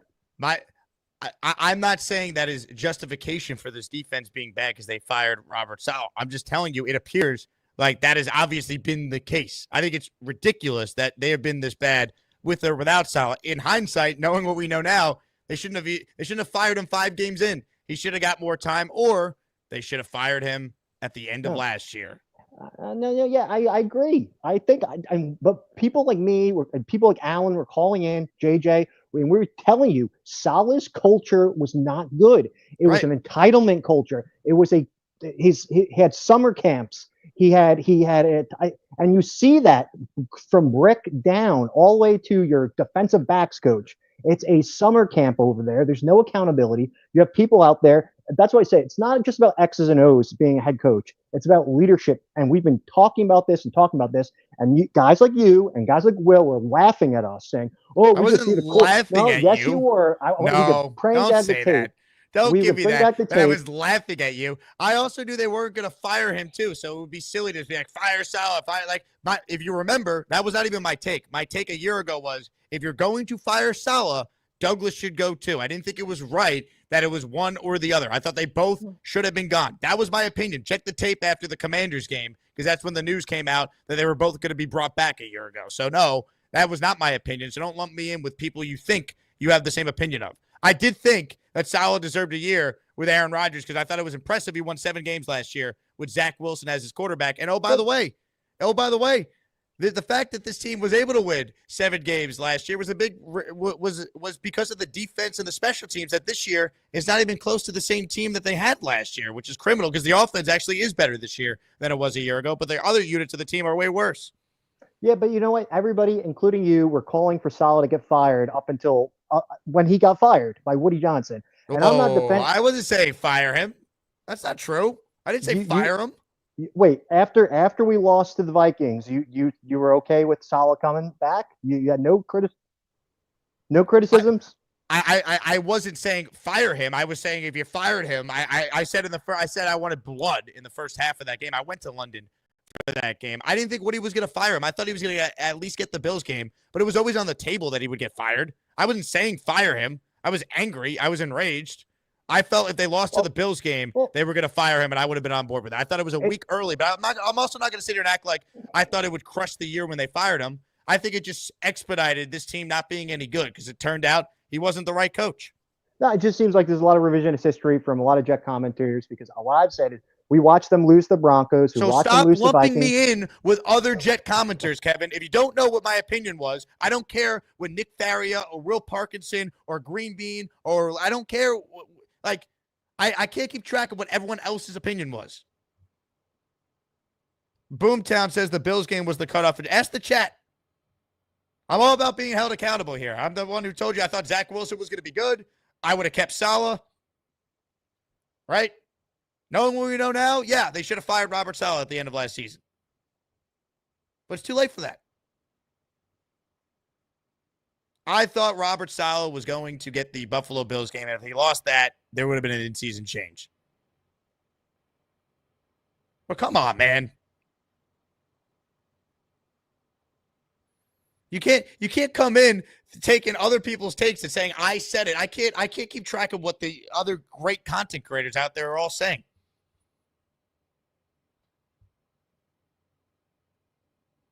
I mean, I don't know what to tell you. You were right that Robert Saleh is not a good coach, Kevin. If that makes you feel good, great. Unfortunately, me as a Jet fan, I don't feel good about it. All right? You're one of those who's like, I told you so. See, look, I was right. Well, great. You were right. It still sucks. Is it fun being a Jet fan because you were right that Saleh wasn't right? The team's 3-8, and I'm still miserable. I mean, whatever. I don't know. I don't really know what else to say. Phil is up next. Hey, Phil. Hey, Jake. What's up? Another Sunday, another big loss. And I just want to also say shame on everyone here who's putting any blame on Garrett Wilson. Like, you're out of your mind. How crazy are you? Okay. It was a couple few morons. Let's not highlight it because I feel like it's, Okay, yeah, good. It's very few. No, completely crazy. And I have a few things here. First of all, also, how crazy is it that when they decided to kick the field goal and they made it, that every one of us knew that the defense is not going to hold on, like that we're actually going to lose the game. How bad is that? First of all. Secondly, so we're always like talking about holding people accountable, and after a season like this, almost everything has to be on the table. So Sauce probably wants a lot of money. Do you consider trading him if the price is right? What am I getting for him? If I get the Jamal Adams package, I'll drive him to the airport myself. If I am only going to get like a second-round pick for the guy, I'd rather just keep a guy who, through his first 2 years, was a first-team All-Pro and hope with better coaching next year, he could get back to being solid. You don't need to pay him yet, right? Quentin Williams didn't get his deal after 3 years. He played on his 4th year, and then they signed him before his 5th-year rookie option kicked in. I would do the same thing with Sauce to this point. The only guy I'm extending this offseason from that draft class is Garrett Wilson. Because I think if you don't, he's requesting a trade, and I wouldn't blame him. So I'm extending him. Yeah. That's what I'm doing. Yeah, I think so too. And then secondly, so talking about coaches, so my first option would also be Mike Vrabel. Absolutely. But as a big college football fan that I am, I was wondering, like, this move could be huge, it could be great, but it could also be like a huge, it would be a huge risk. And what do you think of Deion Sanders? I like Deion, the person. He's done an amazing job at Colorado, Phil, but you want to bring Deion to this market with such an important hire. He's never coached in the NFL before. I think that'd be a huge risk. And I think they need to get away from the guys who grab all the headlines and attention. This team needs to basically hire someone that has experience, that has won before. And Deion won as a player. He's doing a really nice job in college. I don't think it fits for what the Jets need going forward.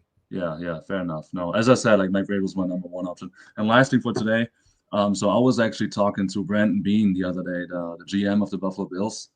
He came to my school, like, he held a speech, and I actually had a pretty good conversation with him. Nice guy. And I was asking him if he's ever listening to the media, if he's ever listening to the fans, and he said, well, Phil, if you listen to the fans, you will become one of them. And I think that Woody Johnson, he did that. With that being said, he's the owner. He will not become one of us, but he may have listened too much to us, because I was one of the guys who was good with the move, firing him. And obviously now, after all that, we shouldn't have, in my opinion. But yeah, I just wanted to get that out. I think it was a pretty good quote. Phil, appreciate it. There's a long time saying in sports, if you listen to the fans, you'll be sitting with them. That's the quote that Brandon Beane just gave you. But these guys all hear it, though, and especially in today's world, you can't avoid it. Your family's going to tell you about it. Someone says, friends. Mike Vrabel would be my number one choice. If you can't get Vrabel, I need someone with experience. Brian Flores, I'm giving an interview. I'm interviewing Gruden. I don't care. I'm calling up John Gruden, and I'm interviewing him. Get his thoughts on the situation. It's Jets, Jets. I love Fireman Ed, too. All right. Give me Chucky. Why not? More of your calls right now. Ladies and gentlemen, his therapy session was cut short earlier. We'll get to the rest of it right now. Hello, Neil. Okay, I'm back. My phone went dead, so I had to go recharge it. I got 15% now. I'm back. A lot has changed with the Jets since you were on. Yeah, I know. Well, let's put it this way. First of all, my first hot take: Aaron Rodgers is scared to get hit. He does not look at his second read. He said it in the post-game conference. Why didn't you hit Devontae Adams wide open? Why didn't you hit this guy wide open? And his answer was that I chose to go at his side of the field, and I threw the ball at Garrett Wilson. That was not a good choice. I had to go one way or the other way. Now, if he's not going to his progressions, Jake, that means he's looking at one read, which any rookie shit quarterback would do, and he's throwing it to that read. That's the same thing Zach Wilson did. And the also, exact same thing the that we're offense- accusing Zach Wilson of doing. Yes. It's what Aaron Rodgers does. And the offense is not creative because it's stagnant. It's his Doesn't- version of the offense, but he's not going through what made the offense I don't great. care if it's Brock Bowers or if it's Jesus Christ that's in the out there. If he is only looking at one side of the field, that's number one. What about Moses? If you put Moses at running back, he'd part defenders like the sea. That might help this team score points. Okay, maybe. But I will say this. That's number one. The only two players that give a shit or gave a shit in this game today are Devontae Adams and Breece Hall. That's it. Garrett, okay? The only thing I got to say about Garrett, I'm not going to criticize the guy, but whenever he catches the ball, he goes into a slide or in fetal position because he doesn't want to make yards after the catch. He tries to dance around, and then as soon as somebody hits him, he goes down quick. Neil. And Neil, he was leading the NFL in catches before today. Okay. Again, statistics. Well, Aaron Rodgers threw for 270 How about yards eye today. test? How about this Okay. team would still be this team would be on a what was it? They'd be on a 7-game losing streak if Garrett Wilson didn't do what he did against the Texans. I'm not, again, I just want to give that blip. The reality is, Jake, the eye test is Aaron Rodgers even 1/10 of what he's been the last 20 years. Yes or no? Well, no, but we're also talking about Okay, maybe I'm one done. of the. I don't want to talk about Aaron Rodgers anymore. He stinks. Now, Yeah, he doesn't but stink. Neil, the bar for Rodgers, like, is he 1/10 of what he was the last 20 years? He's one of the 5 greatest quarterbacks to ever play before this year. So you can't say that. Is he an average quarterback right now? I would say he's anywhere from average at times to below average. That's where he's at in the NFL. Okay, but here's the problem. The problem is he is afraid to take a hit. Now, I'm going to give you an example. Mike White, right? When he got his ribs broken in half by Milano, he still threw the football with a guy in his chest. I never this year have seen one time where Aaron Rodgers has thrown a football with a guy all over him and completed it or even took a chance to complete it, number one. Number two, he has not thrown a ball in this game over 15 yards. It's a problem. Neil, I'm with you. I at this point, I don't think he's here next year, nor does it necessarily make sense for him to be here. My whole thing with you is the ship is sailed. It is what it is. Like, what are we gonna do about it now? Okay, now on the defensive side of the ball, and it's everybody. What annoys me is everybody's talking about the coaching. It's the players. Yeah, but it's the coaching too. It's It the coaching is. too. The no But wait a minute. adjustments, never coming, and also these guys not being ready to play, or these guys anytime they face some sort of adversity, folding all the time. That's coaching, man. What's the difference between this year's Chargers team and last year's Chargers team? One guy. The coach matters, man. It means everything. Well, agreed. And not only that, again, one of the callers earlier talked about the scripted plays. We have not had a first possession touchdown. They said it earlier in the game. It was like how many games or how many quarters? I mean, we had like over 10 games where we haven't had a first possession touchdown. Yeah, right. I think it's 13 games. It's been 0 this year, and it goes back to last year too. Yep. With Adam Gase, I think we did it like 9 times out of 15. I mean, every week we scored on the first. What was that? Was that Adam Gase? We did that. Who's the coach we had that every Gase. time we'd score Gase. a Gase? Where's the scripted plays? Where's the creativity? Zero. Now the offensive line, and I said this earlier, they've been blocking for him. He has time in the pocket. He jiggles around and throws to his first read every single play. If he goes to his second read, he dirts the ball. And that's it. I mean, we're not going to win with him doing what he's doing. He either has to gain the courage to dig down deep and become a quarterback again because he's got the yips. He's got the yips, Jake. Yeah, I agree. Yeah, I agree with you. Okay, good. But I'm not defending Aaron Rodgers. I'm just telling you, like, you look at this game today, they scored 27 points, more points they scored all year, and they lost. So their problems are beyond Rodgers, is my point. Like, to me, it all starts with coaching.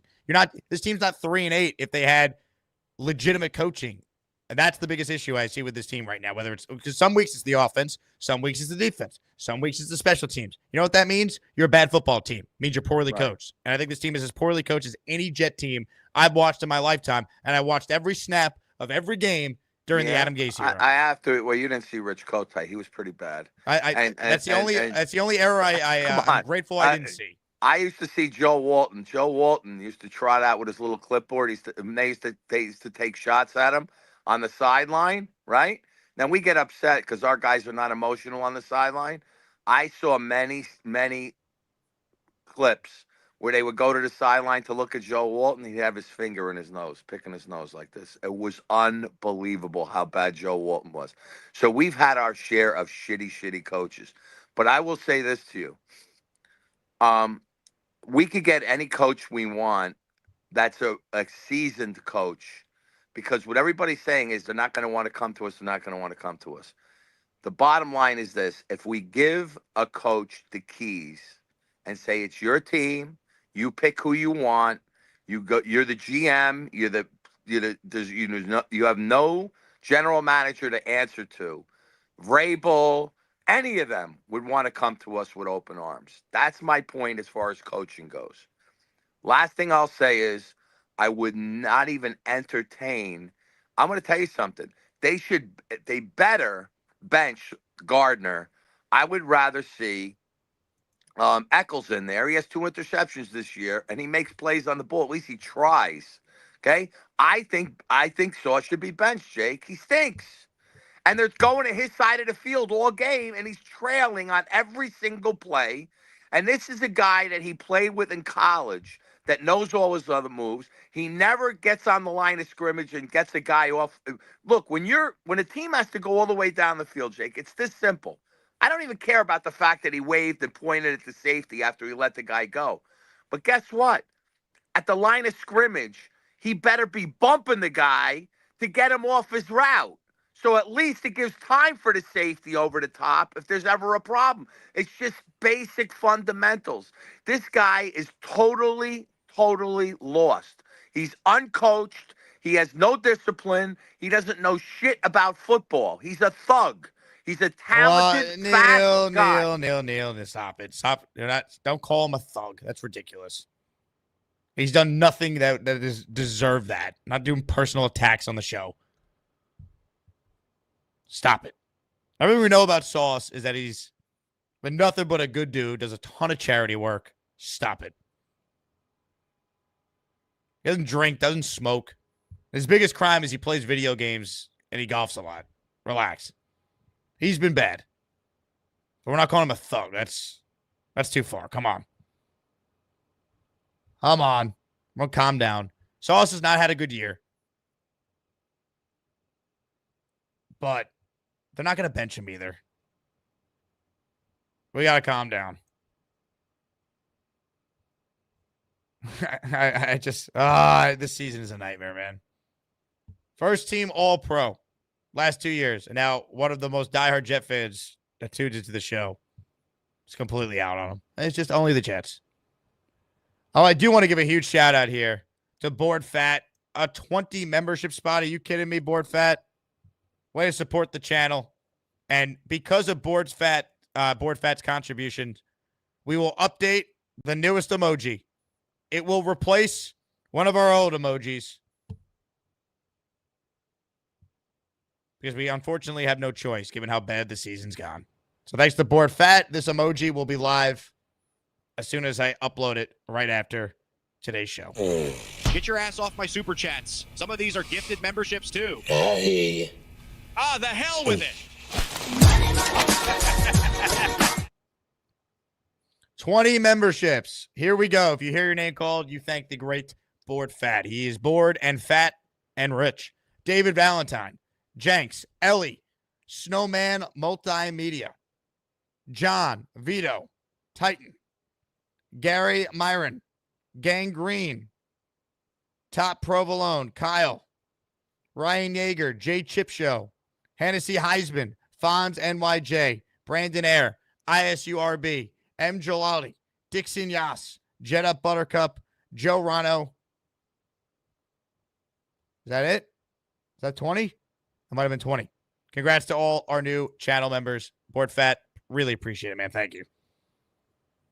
This is already trending to be one of the most viewed months in the history of this channel. So appreciate the support. 3-8 this football team. Ladies and gentlemen, the guy who made that emoji that will be added shortly is on the line. Gator McCluskey is up next. Hello, Gator. Hey, let me get out of here. How are you, buddy? I'm okay. I'm good. Gotta figure out what I want for dinner tonight.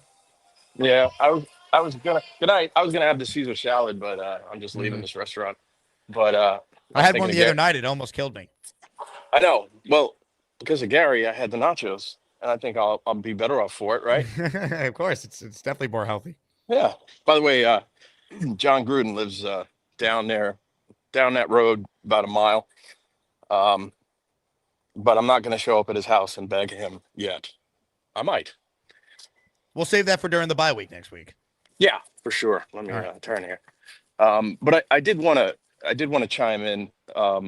Some of these fans kill me, and I know that the Rodgers sort of like Monday morning quarterback thing of, he stinks. I think everyone needs to go back and look at that first Hard Knocks when we all fell in love with the idea of him coming here. And as Jet fans, we don't get very much, right? He gave us some hope that I don't remember having in my lifetime. Maybe the Vinny Testaverde, Achilles year was probably the last time I had that kind of hope. Sanchez's AFC Championship games, of course, but he gave us a lot, man. That guy really, didn't have to come here. And by the way, he's the reason why I met you. He's the reason why I became part of the Jake Asman show. It was the rumors of him coming to the Jets that really sparked my excitement to venture out and look at the web and look at YouTube. And I just wanted to consume because I was so freaking excited about this guy. And tragically, his story is what it is, and I feel bad for the guy. He came here with all good intentions. He came here with, all the hope that we had as Jet fans. He went to bed at night putting his head on his pillow, probably even with more hope than we've ever had that he was going to make this work. And unfortunately, obviously, unless they run the table, which would be great, even if they didn't make the playoffs, for them to have a winning record, that's not going to happen. I get that. But I do want to take a stop and say thank you to Aaron Rodgers for at least making the last 2 years for me as a Jets fan exciting, hopeful. He gave me an enormous amount. So I'm not going to be this guy that just sits here and just throws out, he stinks, he's washed up, he's no good. These are the unhappy, miserable Jet fans, and I get it. But let's not forget, we didn't have anything like this before he came here. We were gonna end up with shit. It was the right move. It didn't work. You know what I mean? Like, I don't blame him. I don't think it didn't work because he doesn't care, or like he didn't hold up his end of the bar. Like, he got hurt, which was no one's fault. And then this year, a lot of the things we thought he was going to have, even if he wasn't what he once was, he doesn't have. And like, look, he hasn't. He obviously hasn't been good. It's a huge disappointment, but that it was still the right move to make. It just didn't work. It sucks. Yeah, I still like him personally. I still appreciate what he tried to do here. It's just it's in all likelihood it's time to move on. I think he'll want to move on, and the Jets, in their best interest, should probably move on. But I mean, in hindsight, though, wouldn't you say that the number one thing that's wrong with this team is the coaching? I mean, I don't think there's any doubt in my mind that if Aaron Rodgers was in a different coaching situation, that would have been a different story. And If he's on unfortunately, the Steelers, they're 8-2 right now. If he's their quarterback, with well, Tomlin. you know, there you go. And if he's on Minnesota next year, they're in the AFC Championship game. Watch. You know, No. He'll go full Brett Favre, right? They'll be 12-5 next year. They'll be in the NFC title game. Watch. That's what us Jet fans end up with. That's what we get. That's our punishment. And I am not going to be shocked if that's what happens. By the way, I put Allen in timeout several times tonight because he kept bringing up the Buffalo Bills. And I told him, I said, every time you bring up the Buffalo Bills, I'm putting you in timeout. So I was an unhappy chat monitor tonight. So I know Allen's not happy about that, but he can go pound sand. That's about it, man. And again, Rodgers is the reason why I'm blessed to have you in my life. So I'll take it, Gator. And you know what? It was as bad as it's been. It's all been worth it. Absolutely. Ladies and gentlemen, Go Jets. Gator McCluskey, live before he goes and hunts down John Gruden at his home and begs him to take the jet chop.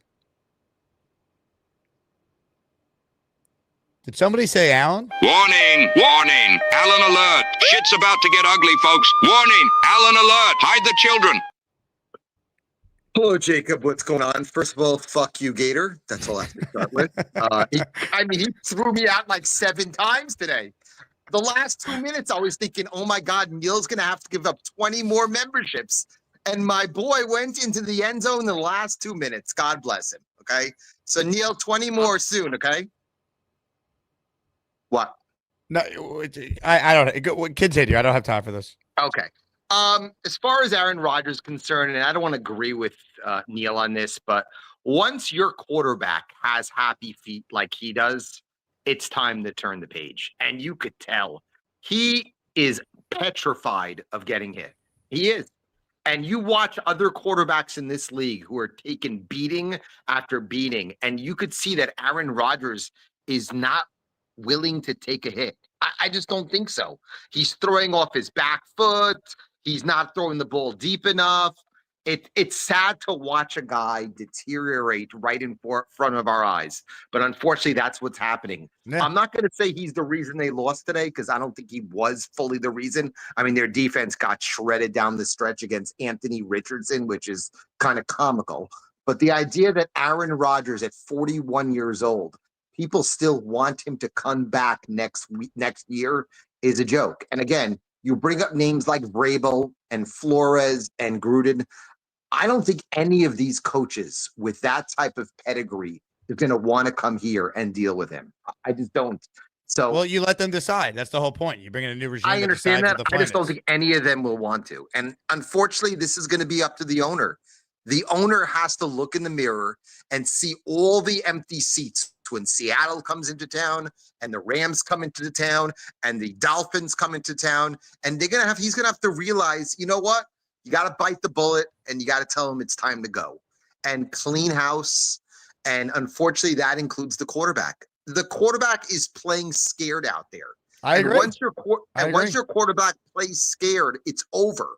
You can't bring him back. It's embarrassing. You know when this started? This started when he got his ass kicked by Denver and then Minnesota back-to-back weeks. He was never the same after that. He got that happy feet in the pocket, didn't want to get hit anymore. So remember, he was running around looking great against New England. He looked like the old Aaron Rodgers. That's when it really it's been getting worse now too as the year has gone on. And you look at the quarterback play since that game. I mean, Bo Nix today was unbelievable.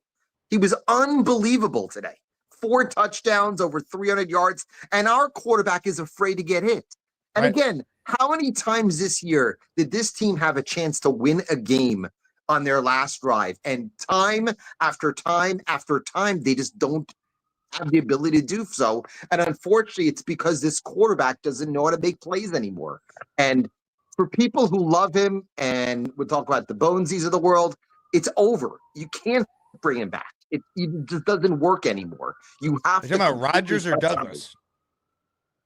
What, say it again. Everybody. I mean, everybody has to go. Well, you said Douglas Mr. is already Bonesy. go. He's a Douglas guy. That's why I thought you were I talking. know, I'm but like, he's also a Rodgers guy too. Come on, he'll cry when Rodgers goes too. I think okay? we all were. We all wanted this to work. It hasn't I worked. It was still the understand right that, but move. It just hasn't worked. It's time to completely cut bait with him. And unfortunately, you might have a struggle in 2025 with some bridge quarterback. But again, it allows the coaching staff, the new coaching staff, to come in and say, you know what? I don't have to worry about my job security if I'm going to bench my quarterback and bring in a kid week 11, week 12 of next year. Unfortunately, if Aaron Rodgers is here next year, his say still means a lot to the owner. That's why you have to get rid of him right away. He cannot be back. By January, by the end of the year, you have to tell him it's time to go. And you got to eat the money. Eat the $49 million or spread it over the 2 years. The bottom line, Jake, but I appreciate it. Thank you very much. And again, fuck you, Gator. I appreciate it. Bye. I don't disagree. I mean, I guess we'll see what happens over the next 6 games if something changes the thought process, but that's kind of where I'm at too. Rip the Band-Aid off, and we're fine. Go from there. We're not fine, but it's like that might be the most logical path. PZ Western says, without Rodgers, this team is nothing. F you, Allen. Here's the thing. The Jets were nothing before Aaron Rodgers got here, and it hasn't worked with him. So I love it didn't work with Rodgers. It's going to set this franchise back. They can't be set back any further. They've been set back. I'm in the playoffs since 2010. And I love the other people who say Aaron Rodgers came to the Jets and he ruined them. Were you paying attention to what this team was before he got here? I mean, are you nuts? You know what this team was before he got here? He tried. Unfortunately, he got hurt, and I think the injury zapped him of his mobility a lot quicker than it probably should have. And we'll never know. That's what sucks. But I love the people, Rodgers is ruining the Jets. He's holding them hostage. This team was dog shit before he was here. Believe me, I lived it. Most of the people out there, they didn't. PZ says it's hard for Rodgers to do anything with his life. See, in the past, you could bring up the Jet O-line being a problem. I'm sorry, not this year. He's had time to throw. He doesn't throw downfield. He doesn't. They don't take chances to throw downfield. He's got Garrett Wilson and Devontae Adams. They don't throw downfield. Stop blaming the offensive line. It's not the offensive line. The offensive line has not been great in run blocking. The pass protection has been fine. I'm really just sick of the O-line. It's really that's not the problem right now. He's had time.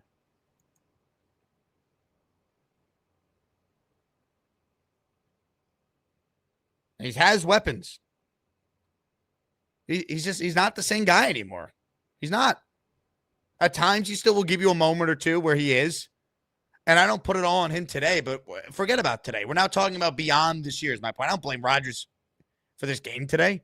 Put it way more on the defense. Way more. This defense choked. Again. Just like they choked against Brissett in New England. Same spot. Offense did its job. They scored enough points. Go win the game, defense. The strength of the team. Like we were all told it was going to be again.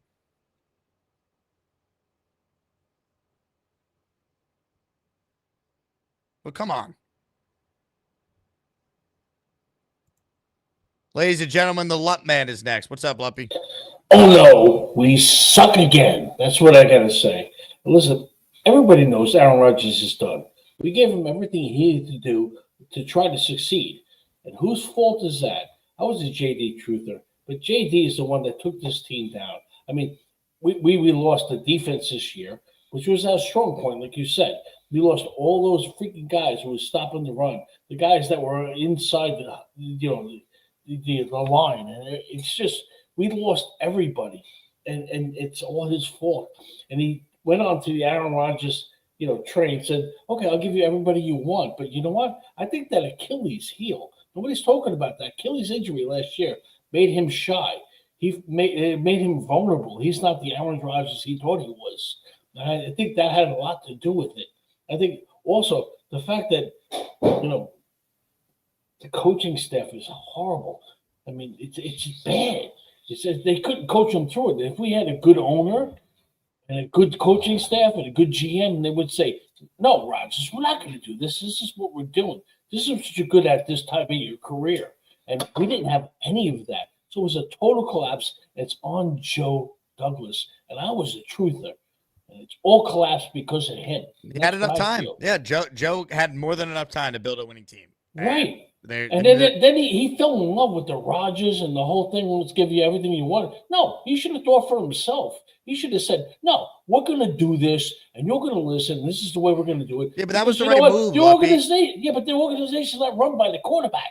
But like when you say they're run by the quarterback, like they were coming off a 7-win season where the quarterback in 2022 was clearly the biggest reason why they went from 6-3 and 7-4 But you're to a collapsing. GM. What's your vision? What's your vision as a Their GM? vision was to build it the right way, draft his own guy and build it up. He but did then it. they He bring did in that. everybody But he Rodgers wanted to do. Luppy, he missed on Zach Wilson. That's where this all started. If they hit on Zach Wilson, they don't go after They Aaron missed Rodgers. on Zach Wilson. They missed on the coaching staff. It's on Joe D. That's what I'm saying. Of course, And I it's was on a Joe D. truther. He's going to be fired. But like you're killing him for the Rodgers move. That was the right move. What did you No, want I him to know. do? I'm not killing for the Rodgers move. I'm killing for him to supplement Rodgers and everything he wanted. Because that's where I'm killing him. Did the Bucks do the same thing with Brady? I mean, it's the same thing. Brady's a different person if he didn't get his Achilles torn, right? Luppy, the Achilles injury is not. Joe Douglas has got to go. He's done a bad job overall. It's time to go. You can't criticize him for the Achilles injury Aaron Rodgers suffered. I'm just saying that Joe D seemed like he leaned on Aaron Rodgers to help him build a team. He That's what it did. seemed like. He did. That's what you do when you have a superstar quarterback. You think the Chiefs rely on Patrick Mahomes' greatness or the Bills with Josh Allen? What would the Bills be without Josh Allen? Patrick Mahomes is 20-something years old. Aaron Rodgers is over the hill. But Luppy, what is your point? You're not making any sense. Who are you criticizing Joe Douglas for I'm acquiring Aaron criticizing Joe Rodgers? Douglas for not having a vision and staying true to it and not getting a good What coaching vision, staff. Luppy? The vision was over when you missed on Zach Wilson. It was over. It was over at that point. You're And Joe we did Douglas. nothing about it. We go back to 2022. We're coming off a 7-10 season. What would you have done differently? Tell me. No, I definitely was on the Aaron Rodgers wagon, but when he got knocked down, there was no leadership. Aaron Rodgers lost his leadership when he got knocked down with that Achilles injury. Nobody's talking about it. And then they try to predicate him by bringing other people in, like, Devontae Adams. What are you arguing? I don't. What is your I'm point? not arguing. My point is that they predicated Aaron Rodgers too much afterwards when they knew he was shot. After what? They didn't know he was shot. What are you saying? Jesus, did you watch the whole season? He was shot. What season? He didn't play last year. What were they supposed to do differently this year? Oh, I don't know. I'm just saying that Joe Douglas made all the wrong moves. Joe Douglas should be fired. He is gone at the end of the year. I'm not understanding what your frustration is, though, specifically with bringing in Aaron Rodgers. What was the alternative? No, I'm not saying bring in Aaron Rodgers. I'm just saying that you should. Okay, so he gets hurt last year. He plays 4 plays. Now we can fast forward to this offseason. What would you have done differently? Tell me. I don't know. I would have sat him like 3 games ago. Sat who? Rodgers? Yes. Or who? Tyrod Taylor? Tyrod Taylor is fixing this team? No, to give him a break, a breather. I wouldn't have predicated him and gave him everything he needed, everything he wanted. What are you talking about? Give him so you wouldn't have traded. So basically, you wouldn't have traded for Devontae Adams. That's all you're saying? No, I'm not saying he would have. Well, you said you would have sat him the last 3 games and wouldn't have given him all he wanted. What did they give him this offseason? They needed to do something. They needed to not follow Rodgers when he was obviously he was playing hurt. He's playing hurt. Luppy, when you say not follow Rodgers, you're not making any sense. You're not giving any specific examples on what they could have done differently. They made their bed with this team. And Yes, because they're going to lose. They did. They wanted to go forward, but his energy sucks. And they're talking about energy. The energy comes from the quarterback. He had no energy all season. Somebody needed to do something about it. Not fire Saleh. I was on board with maybe should have fired him last year. You wanted Saleh fired when they fired him. Yeah, I did. Yeah, right, I did. So what do you? I don't understand what you're arguing here. I'm arguing the fact that they letting Aaron Rodgers lead the team when he has no energy. He's the quarterback. He's the team captain. He's going to be the leader of the team. He's not playing well right now. But the coaching staff is not doing anything. The coaching staff is terrible, Luppy. We know the coaching staff sucks, obviously. But that's So my my point to is you. Joe D is horrible. And he'll be fired. And Robert Saleh already was fired. And Jeff So Obert are will be you fired as well. going to bring back Aaron Rodgers next year? I would not bring back Aaron Rodgers next year, no. Thank you. That's my point. Well, you know what? That was not your point because it took you 70 minutes to get to that point, Luppy. You're lucky I like you because that was one of the dumbest phone calls I might ever take. But because I do like you, Luppy, I'll move on because I don't know. I don't even know how to respond to that. God.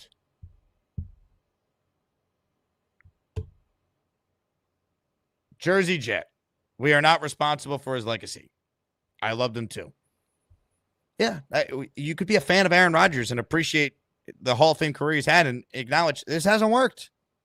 I don't think it's because he doesn't care or he's not trying. It hasn't worked. Snake writes in, keep the faith, Jet fans. Believe me. We're trying. Douglas says, Jake, when it comes to the Jets, there's a phrase I'm sure you heard in your time in Texas that fits. Bless their heart. Douglas, thanks for the super chat. Mickey says, I was for signing A-Rod. The problem was letting him run the organization. Gibson is clearly on the roster because Rodgers likes him. I think that's silly. That is not why he's on the roster. That's stupid. Thanks for the super chat, but that's not what's happening here. I love to let Rodgers run the organization. Like every Jet fan wasn't on board with adding Devontae Adams for a third-round pick. Please.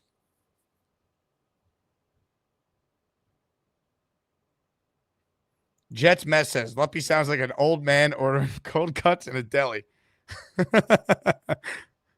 Great call, Luppy. I love it.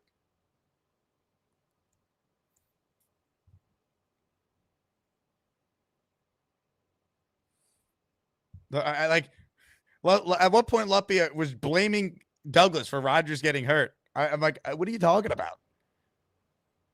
If Joe Douglas hit on the quarterback second overall, or if he didn't draft Zach Wilson and say he traded out and got a bunch of picks that year, they stuck with Darnold for a year, then maybe they found their quarterback solution with, I'll throw a random name out there. I'd have to look who was even available. It's Baker Mayfield.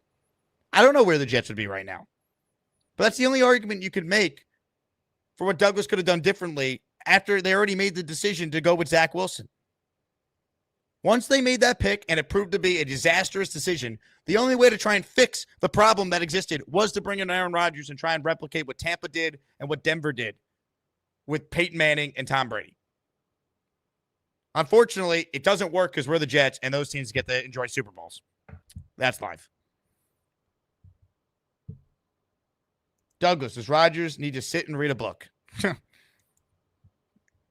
What a throwback that quote is from Salah, huh?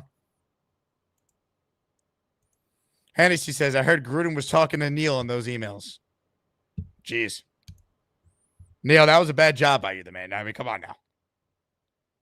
More of your calls right now. By the way, thanks to Board Fat and his 20 memberships, the same old Jets emoji is now available for all channel members.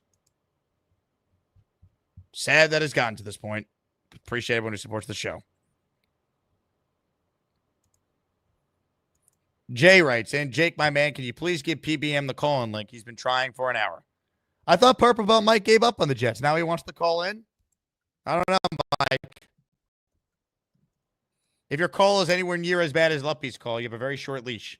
All right, I got time for a couple more calls. 1, 2, 3, 4, 5 if we count Purple Belt Mike, because being on the radio for 2.5 hours and then a 3-hour postgame show is not enough for me to talk about this team. Ladies and gentlemen, here we go. More of your calls. I know what we need right now. Hi, everybody. This is Bob from Vermont. I am Bob, of course. Hey, Jake, guess what I did at 4 o'clock in the morning this morning? What did you do? I promised that guy I would call him this morning on WFEN. Rami? Rami, yep. It was his dad's birthday, and I asked him if he wanted me to sing this for him. And you sang to his dad? Yes. That's very nice of you. At 4 o'clock in the morning, yes. Why were you up so early? Because I told you he only works 2 to 6, then I went back to bed after finishing. So let's walk through this. You woke up at 4 a.m. to call a talk show host you have never heard of until last Thursday when I had him on the show. Yeah, I promised I'd call on the show. You're incredible, Bobby. I love it. Okay, so then I'll see if I can get the audio of you singing Happy Birthday, and we'll play it on the show. I think Lumpy is saying that. Okay, remember at the beginning of the season in training camp, right? Why do you get so happy when we got Tyrod Taylor? What was the main reason why we got him for? Because if Aaron Rodgers got hurt, I think Tyrod Taylor's capable of winning a game or two. Go. If he got hurt, he's hurt. So Lumpy was saying that we should have sat him a couple of games because he can't move. And then you have a better shot with Tyrod Taylor running the ball. I'd rather have him because he backed up what's done. Tyrod Taylor running the ball means he's then going to get hurt. And then who are you starting at quarterback? Well, he was a lot better than that idiot on the Giants. So a lot better. Daniel Jones. So if that was Lumpy's point, maybe he should have said, hey, he shouldn't start against the Patriots. So he can then get healthy. That's not what he was saying. You're saying that on his behalf here. That's not what he was saying. I think that's what he blamed Joe Douglas for Rodgers rupturing his Achilles, which made no sense. He was all over the place. And if I was Rodgers, I wouldn't even looked at Olberg. I would have went for 4th down and 2 myself. Well, by the way, that just shows you it's not Rodgers running the team because the one time they seemingly don't listen to him. He was right, and Jeff Olberg got what he wanted, and they kicked the field. I know. It was stupid. Me and my brother are yelling, go 4th to 2, and then you got to run more time off the damn clock and win the damn game. Nope. They couldn't. Just frustrated. It was. Now, you are aware that it's Lumpy, not Lumpy, right? Lumpy, yeah. Okay. No, it's Lumpy. Lumpy, Luppy. Yes. And he does work in a deli. He does. That's Lumpy does? Yeah. Yeah, he does. Lumpy, do you actually work in a deli? Yes, something like that. He works in meat department or something. Well, does he? And that does he work with meats or he works in the meat department? I think somewhere. I forgot. Excellent. Get next time. So what's that kid's name that I would have bounced his ass before you even gave him a chance? Oh, with the headphones on. What was his name? You let him say bullshit on the. Who? The guy, the young kid. Kevin? Oh, Kevin? Yeah, I would have bounced his ass before that. Would have put him in the hole. Because that showed disrespect to you. Hey, Lumpy, what do you work in a deli? No, I'm working at a deli. What do you do? I'm a manager of a company. I'm a manager. Do you work with meats in any capacity? There's some people underneath me who works for meats. If you want to go there. I thought you say you work in like a where you work. I work in a supermarket and I am the manager there. All right. All right. That's close. Lumpy, thank you. That's close enough. I can understand where Bobby got the deli. He doesn't work at a deli, but that's you know what? Close enough. Love it. But I would have dumped that kid. I would have. We're back to Kevin now. Okay, yes, Kevin. Yeah, if he's on here, get his ass right back on there. I would like to. No, it's fine. Kevin's mad. I get it. I just get annoyed. Well, I don't care if he is mad. He should show respect to you. I agree, but he could challenge one of my opinions if he actually was accurate in those being my opinions. He was not accurate. That was a bullshit lie that came out of his mouth. He just likes to hear himself talk, and he's a hot bag of hot air. That's what he is. Bag of hot air. I see. Okay, Kevin. So if the next time you're on, you wait. I'll call in and talk to you. Yeah. The next time you give Jake a hard time, I'm gonna give right back to you. I'm a little Irish man, and you better respect me, boy. Little boy. Okay. Bobby, what's up with you calling people boy? I don't know. I'm an old fart, like Aaron Rodgers. Do you think Luppy makes a mean pastrami sandwich? Yes, I think he does. All right, I do as well. Did you see the one with Mike's Deli today all day? With what Danny DeVito on it? He was talking about pastrami sandwiches. Jersey Mike's, right? Jersey Mike's. Yeah. That's why you're thinking of pastrami of it, right? No, I happen to like pastrami sandwiches. I know. What about you? Do you like Reuben's? I do. From Jersey Mike's, though, I recommend the club sub. I believe it's the number 8. Yeah, but I like my Reuben's with Thousand Island and sauerkraut. Oh, yeah. Ooh, yes. So does Luppy, by the way. That's his specialty, I'm told, at the deli. Yeah, well, that's good. Yep. All right, so I know you got 4 more people on. So I'll talk to you tomorrow. Probably not in the morning. I'm not getting my butt up at 9 o'clock in the morning. Well, you had to get up at 4 o'clock in the morning to talk to a talk show host you met one time over the internet. Yeah, but that's different. He's special. Of course. I know. I promised him. And I do keep my promise, see? Some people say they come on my show. Never show up. Woodruff always pays off his debts. Who said that? It's just been known in the history of your family. I don't think so, not yet. I do always. Yeah, I know. Okay, we'll talk to you soon. All right. Bye, Bobby.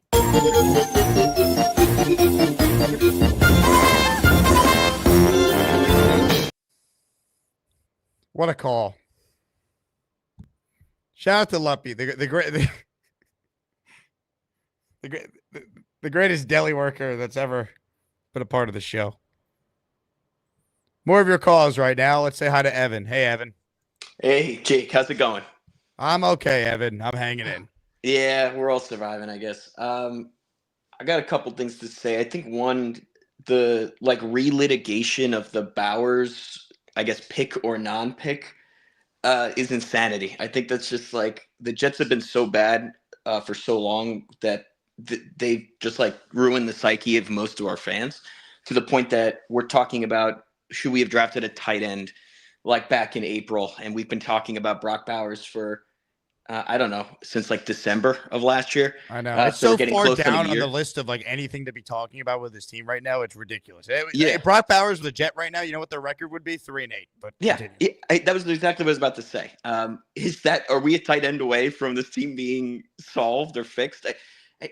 I don't know. It blows my mind. So we'll start with that. Also this I want to be right culture in the calls that we've had today. I don't know. No one really cares if you were right or wrong. Not you necessarily, but just any one of us. We're just fans. Whether I'm right or wrong about anything doesn't make the Jets better or worse. Ultimately, we just want the team to win. So who gives a crap if I think this guy, the coach is the problem, the GM is the problem. I think what I want to call, and the biggest point I want to make is half the calls are just arguing over what's the bigger problem. Is it the players? Is it the coaches? Is it the quarterback? Is it the GM? And it's all of it. I mean, I know that's simple and maybe people get frustrated with that answer, but that's what it is. It's the coaches haven't coached well. The players are a little overrated. I'm sorry to break some people's hearts, but we've overrated some of our players, thinking that Tyron Smith was going to come in here and Mike Williams was going to come here and be, the fantasy football versions of themselves was ridiculous. That was of course. I don't think Tyron was, though, to be fair. He was a second team All-Pro last year. It's just I don't know any other team this happens to. With Tyron Smith, the concern was not was he good? It's can he stay healthy? He was healthy for all of this year until this is the first game he happened to miss, and he was brutal. It's just I don't.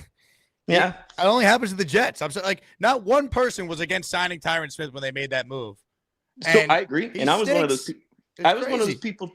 I was definitely one of those people too that wanted him. But you know what? Looking back, I think we were looking at it with Jets colors glasses a little bit, in the sense that the mistake we made before was getting old guys to be stopgap linemen. And I understand. Look, we're a win now team, so we got to do what we got to do. But it was a little telling that the Jets got him on that 6-year, sweetheart deal. I mean, if any other team in the NFL thought he was worth a damn, they would have gave him. I mean, what's a mediocre starting tackle get in the league? Like 10 million? I don't know, a little more than that, a little more than 6 million. So Well, he's actually going to make more than that because it's all incentive based on his deal. He also apparently chose the Jets over some other teams because he wanted to play on a team he thought would be a contending team, right? So he probably took a little less to be here on an incentive deal because he thought he'd have a chance to win here. He'd never won a Super Bowl before. Yeah, but I guess my point ultimately is we had to make the moves we made because it's like a snowball effect, and you hit on some of it. But the Rodgers move, everyone knew getting a 39-year-old quarterback in the building was risky, and it's not ideal, right? Ideally, you draft a quarterback who's 22, develop him, and you have him for 15 years. But when you draft a quarterback in Zach Wilson and you miss, you got to figure out a plan from there. And Rodgers was the best plan from there. Of course, you couldn't predict that he was going to blow out his Achilles and never look the same after that. That is what it is. It's an unfortunate fact of life. Same thing with Olu. Like we're complaining about not getting Brock Bowers. The reason why we didn't have the luxury to draft a tight end was because our line wasn't sure up. We didn't get Roger Jones, and we failed with what's his name, Becton. And if you look at Roger Jones stinks, by the way, for what it's worth. But continue. Yeah, which exactly, Becton's awful. But this is, I guess, and the line's fine now. But you have to make that move to make it fine. You have to use the first round pick. So I guess I don't know. I think the whole system needs to go. And we haven't done this. If you look back in the last 13 years, the biggest mistake, we made so many mistakes on it. I wouldn't call it the biggest, but when we get rid of guys, we get rid of them in waves. And what I mean by that, it's like we kept Rex Ryan, but we fired the GM. Then we fired Rex Ryan and we kept that GM, like Idzik. And then we fired, we never just said, we're getting rid of the coach, we're getting rid of the GM. We're cleaning house and then starting from scratch. That's what we got to do. Enough of this, that's what's going to happen now. Yeah, I completely agree. No more half measures. Douglas gone. Salah's already been gone. And in all likelihood, Rodgers retires or they cut him and spread out the cap hit and you move on. Yep. Yeah. And I've taken up enough of your time. I'll make one last point. And it's half joking, so don't take this too serious. But I was thinking about the Clippers. We're in a very same situation as the Clippers in some senses where we moved in with our other football team and our owners just got awful at that time. And then that Clipper owner he got into that whatever controversy where he was forced to sell the team. And now they have a guy who, we talk about Steve Cohen being rich. This guy Ballmer is so rich. He built his own stadium. I don't know, in the history of sports, I don't know if an owner actually, he always gets the city. Look at the Bills. They got the city to fund the stadium. He just built it because he just loves the team and loves the Clippers and wants it to be great and wants to do something for the fans. Could we get I'm trying to get Woody in some sort of controversy. I don't know what you think is right. We can get him on the Epstein list. I'm thinking maybe Evan. Stop it. Stop it. He's not selling the team. If we could all, I said this on the radio earlier, if we could press a button and Woody would sell, we would all press the button. It's not happening. Luppy writes in, we can all agree we are all suffering. Love you, Jake. Luppy, I love you. And I look forward to trying the sandwiches at your deli. PBM is up next. Actually, you know what? I'm going in order here, and I didn't see the order of callers here. It's all rearranged. PBM, you're not next. Alec K is next, followed by VI, then PBM. Hey, Jake. Appreciate you being live for so long tonight. I know it's got to be a long one going, so not the best time to be live for 6 hours, 5 hours at this point. Yeah, you know what? When I knew I was going to be on the radio a lot of Sundays this year on ESPN New York, I'm like, great, I get to talk about the Jets winning, and then YouTube show right after. It's going to be a blast. Yeah. Didn't have them at 3-8 on the bingo card. No, I wouldn't think you would. I think we've kind of gone the circles on most of the topics at this point tonight, and the one thing I've kind of gone back and forth on is, what is it that is so appealing to Mike Vrabel at this point? He had 2 bad years, losing seasons on his way out from the Titans, bad drafts in those last 2 years. Obviously, he's there, and I think we all know he was surprised by the AJ Brown trade, but there for all of that mess. I don't really see him as somebody who necessarily has this good record that we should just be, he's our top option. I still stand, I know I've talked about Ben Johnson. I'm so glad to hear somebody bring up Agnew in here. I think I said that 4 weeks ago and everybody was like, who the hell is that?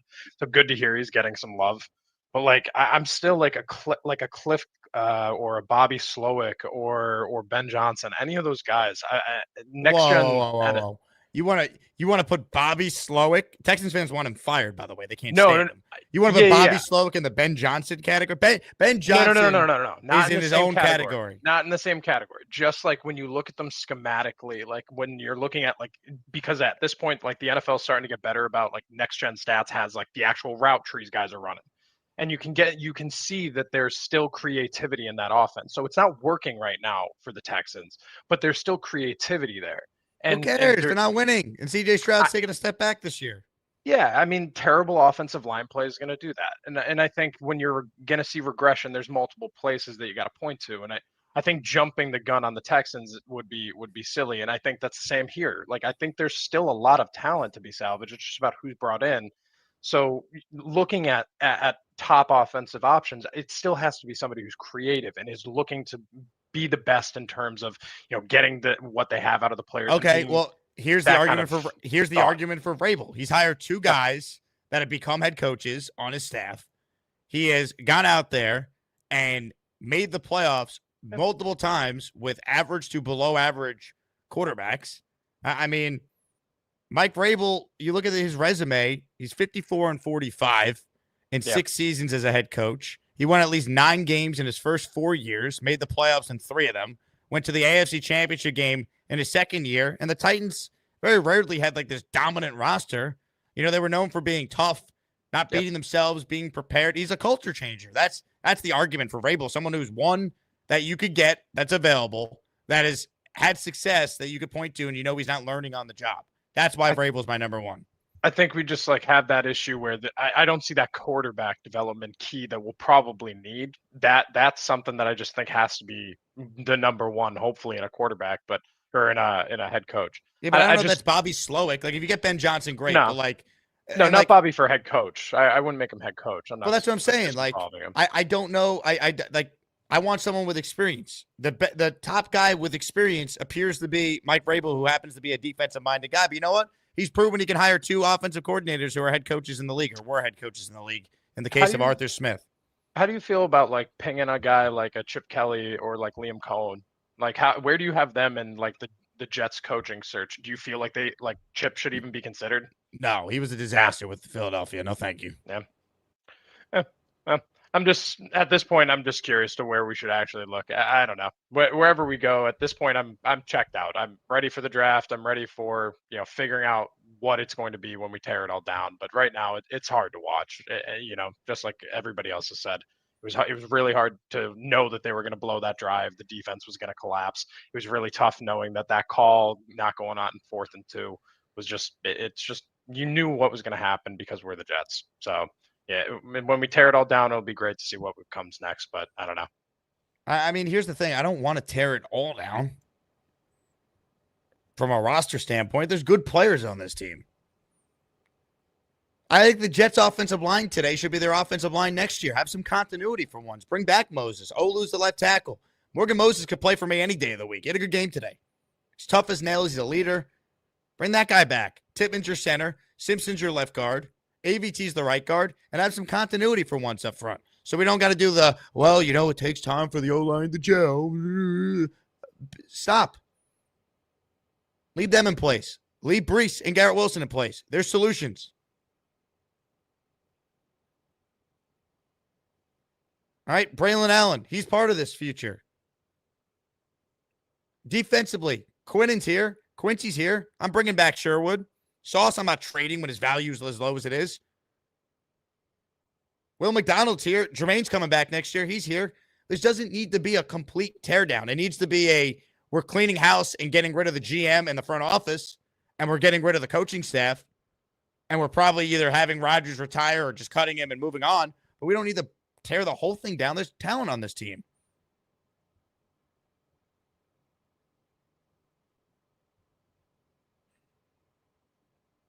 You go through it. Why are we blowing everything up? Why?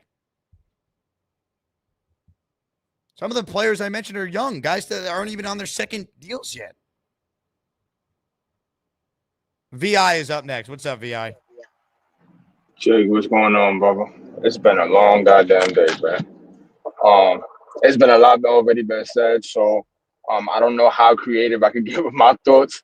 But I remember all summer we watched Rodgers dominate. And it's just unfathomable. Well, not really, because if you actually think about it, the only difference between the summertime and what's going on now is Rodgers couldn't be touched.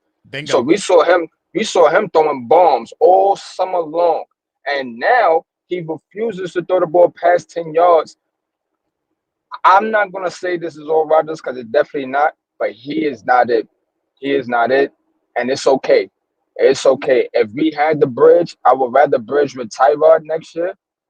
We're gonna have to draft a quarterback in the early rounds.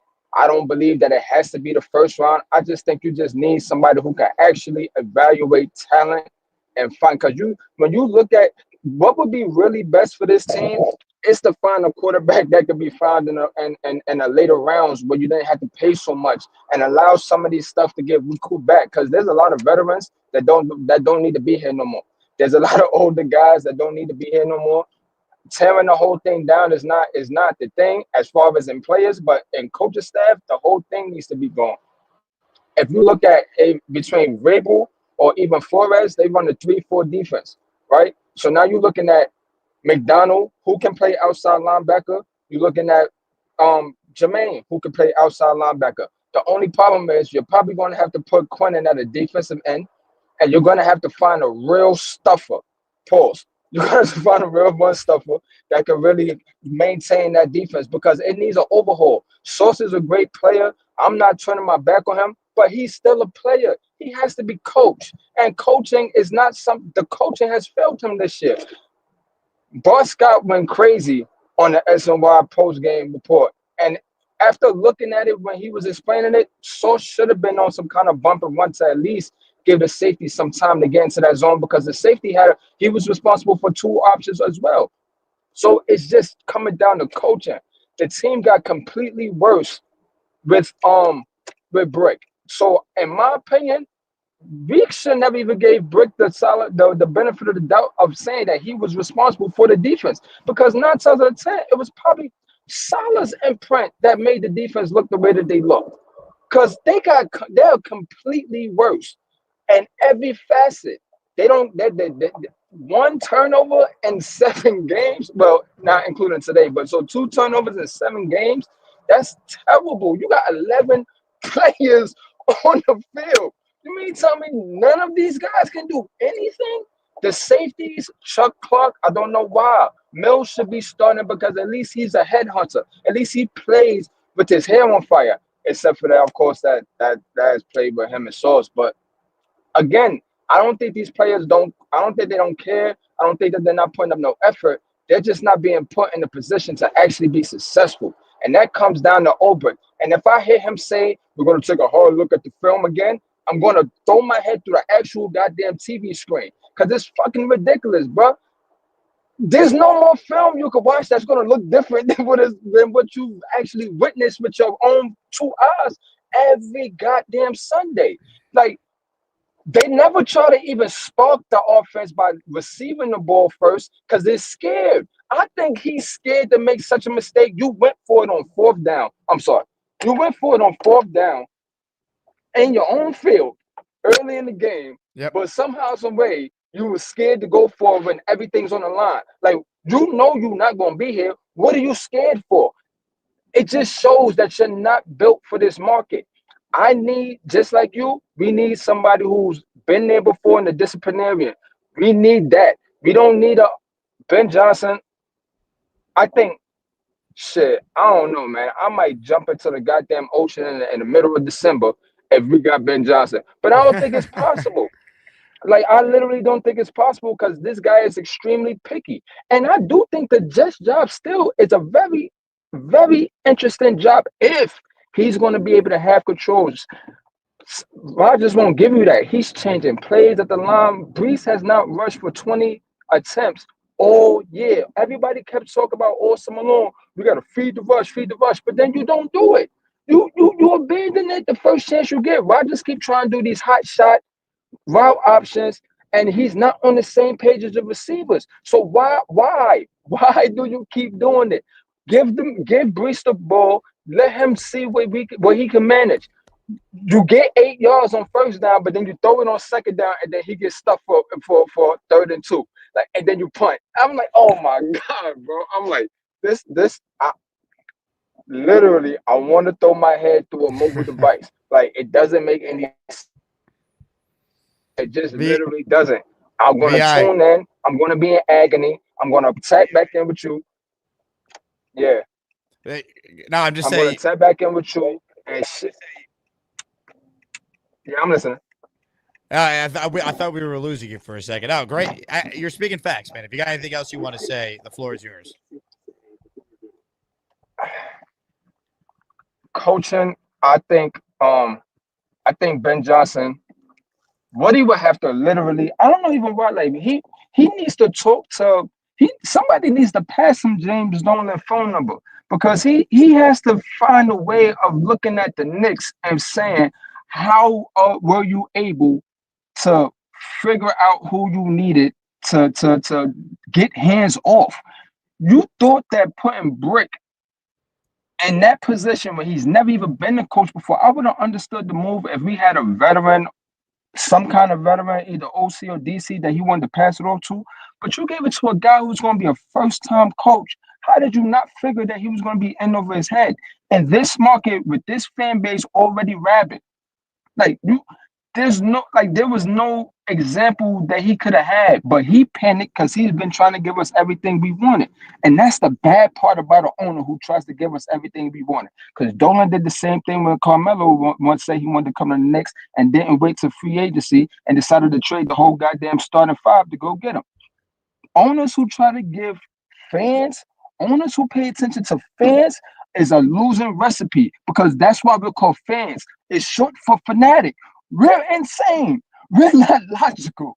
We're not logical. We just know that we want winning and we want it bad. That's all we know. We think we know everything that's best, but we don't. And until the owner understands that, stop listening to fans and hire actual football people and trust them to make the decisions and just sign a check, bro. Just sign a check. This guy's in the off season. He got a chain like Sauce. He doing all. What are you doing? That is not that. No owner from a winning franchise is doing that nowhere. That's that hands on. It just doesn't work that way. Yeah, he's trying to please us. Vi, I appreciate it, man. I got other people. We're 3 hours in. You're right, but here's the thing: we kill Woody for everything. Ultimately, the general manager hired Robert Saleh. It's still all his staff. The general manager picked Zach Wilson. Then they had to pivot to get Aaron Rodgers. It was a risk. I don't think we thought it'd be this bad. Like, it is what it is. Some of the Woody criticism, I think, is a little over the top. Like, this is the team every Jet fan wanted, and they're just not as good as we thought. They're poorly coached. And the owner certainly is responsible for some of the mistakes here. I'm not trying to say he's not, but I just feel like at this point, like, we know what the problems are. Now the question is going to be, can Woody Johnson hire the right football people to fix it? That's really it. That was a good call by VI there. I mean, we're all pissed. We're all frustrated. Tony writes in with a super chat. I refuse to buy any more Jets gear until they don't suck. I'm only buying Asmaniac gear. Until then, Jets don't deserve this awesome fan base or great content creators. Boo Jets, Jake's the man. Tony, I appreciate you. JakeAsman.com if you want Asmaniac gear. It sucks, man. This fan base is incredible. I say it every week. They don't deserve the loyalty that they get from the fans over at One Jets Drive. They don't. By the way, Chargers up 21-6 right now. Amazing what good coaching does, right? Chargers were worse than the Jets are right now a year ago. Get the right coach in here. Things can change. PBM. Hello, Mike. What's going on? I got my dog sleeping on top of me because I thought you were done. I thought you were done calling, and now you're spamming the chat for an hour. People are saying, asking for the link. Yeah, I'm not done calling into the show. I'm going to support the show and give you super chats. I thought you were But- done. I thought you were done. You couldn't do it anymore. You weren't going to watch. You were just going to put your head in the pillow, and it was all over. My wife had her little cousin's birthday was today, so I went to a party instead of watching the first 3/4 of the Jets game. Wow. Yeah, that's what it's come down to. I got my dog on me because she's afraid I'm gonna fucking shoot myself. So Were you checking the score? I was, and then I was laughing at like when I saw like a highlight or a low light. I was like, oh my god. But like, this is not the same old Jets. It's I've worse, come to actually. terms. It's the new ass Jets. The same old Jets would have won a couple games, got to 5-5 or 5-6, and flirted, and then just tanked. This team, they're just bad. So we're gonna keep losing, and it's officially draft season for us, like it usually is during Thanksgiving. And I can't believe how here's like I don't know if you went over this before, but Probably. I've been on for 3 hours. but it's amazing how Kansas City can get Montana and then go to the AFC Championship. Yep. And I know which way you're reading. And then to tell us about Denver, tell us about Tampa. Yep. And then the Jets get Aaron Rodgers, and we're worse than when we had. And then Zach you go Wilson. from Cobb to Adams, Mackay to Smith, Yep. Wayne Brown and Morgan Moses, and I it's just know. gonna get worse. I Like, know. I just don't know what to do anymore. So it's not gonna be the typical call that I have now, where it's all negative because there's nothing to be positive about. It's just gonna be, well, let's see what happens in the draft, and hopefully we can hit gold at some point, because I don't know how we can keep striking out every year after year after year. It's exhausting. It's taking years off of our lives. I can't even wear any Jet stuff. I'm surprised we even have a Jets hat on. But at least the Yeah. next one. Yeah. So Did I've been doing this for 3 hours. I didn't see. Mike, I appreciate it, man. It sucks. I don't know what to tell you. I hope they can hire the right people, because this doesn't change if they miss out again. Boomtown, I missed the PBM that jumped into the green pool this summer. I'm glad the Knicks won. I didn't see a second of the game. By the way, let me say this. If you're responsible for the Gotham Sports app, there is a special place in hell for you and everyone associated with that app. That is the worst streaming app that has ever been released in the history of applications.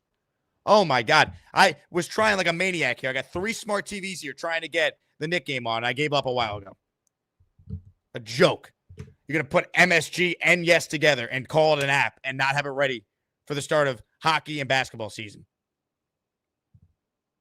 If you're responsible for the Gotham Sports app, you should be locked up and imprisoned.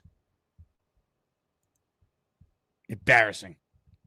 All right, one more call here. I'm angry. I'm hangry right now, right? Nick Shine was at the game today with his son. They had great seats. Nick, what was the experience like? The pig roast in Rodizio was fantastic. Thank you for the tickets. We got Jay Graves down there with us too. She came up with me and Nikki. We got her in the section with us. It was a great time. And then the game started, as always. It's always a great time, and then the game starts. Always. I just want to say, using Bobby logic, I thought Luppy worked at a gas station because one time he got gas in his car. So I'm confused. Is it a deli? Is it a gas station? I thought he worked at Target because one time he shopped at Target. I don't know what Bobby's thinking. I don't know if you saw this comment, but Gator says the Jets are going to go 9-8 and miss the playoffs after enjoying a pastrami on rye from the great Lumpy. Lumpy sandwiches are fantastic. A lot of Jets fans wanted Robert Saleh fired. They got it. A lot of Jets fans wanted Hackett demoted. They got it. Or fired. They got it. How'd that work out? Do you think we're worse or better with those two moves? And listen, I wanted Hackett gone too. But looking at this team, making those changes made this team worse. Well, I think now, I'm not saying Hackett's good. Please Right. don't think I'm saying that. I'm saying that it doesn't look like Downing and Rodgers are on the same page. There's a It was lot broken of with mistakes. Hackett too, though. To be fair, they weren't It scoring points with was, him. but it looks more broken now. I'm not saying it was good with Hackett. Please don't jump down my throat, Chad, or you. But the two changes we made, we look worse on each side of the ball. We do.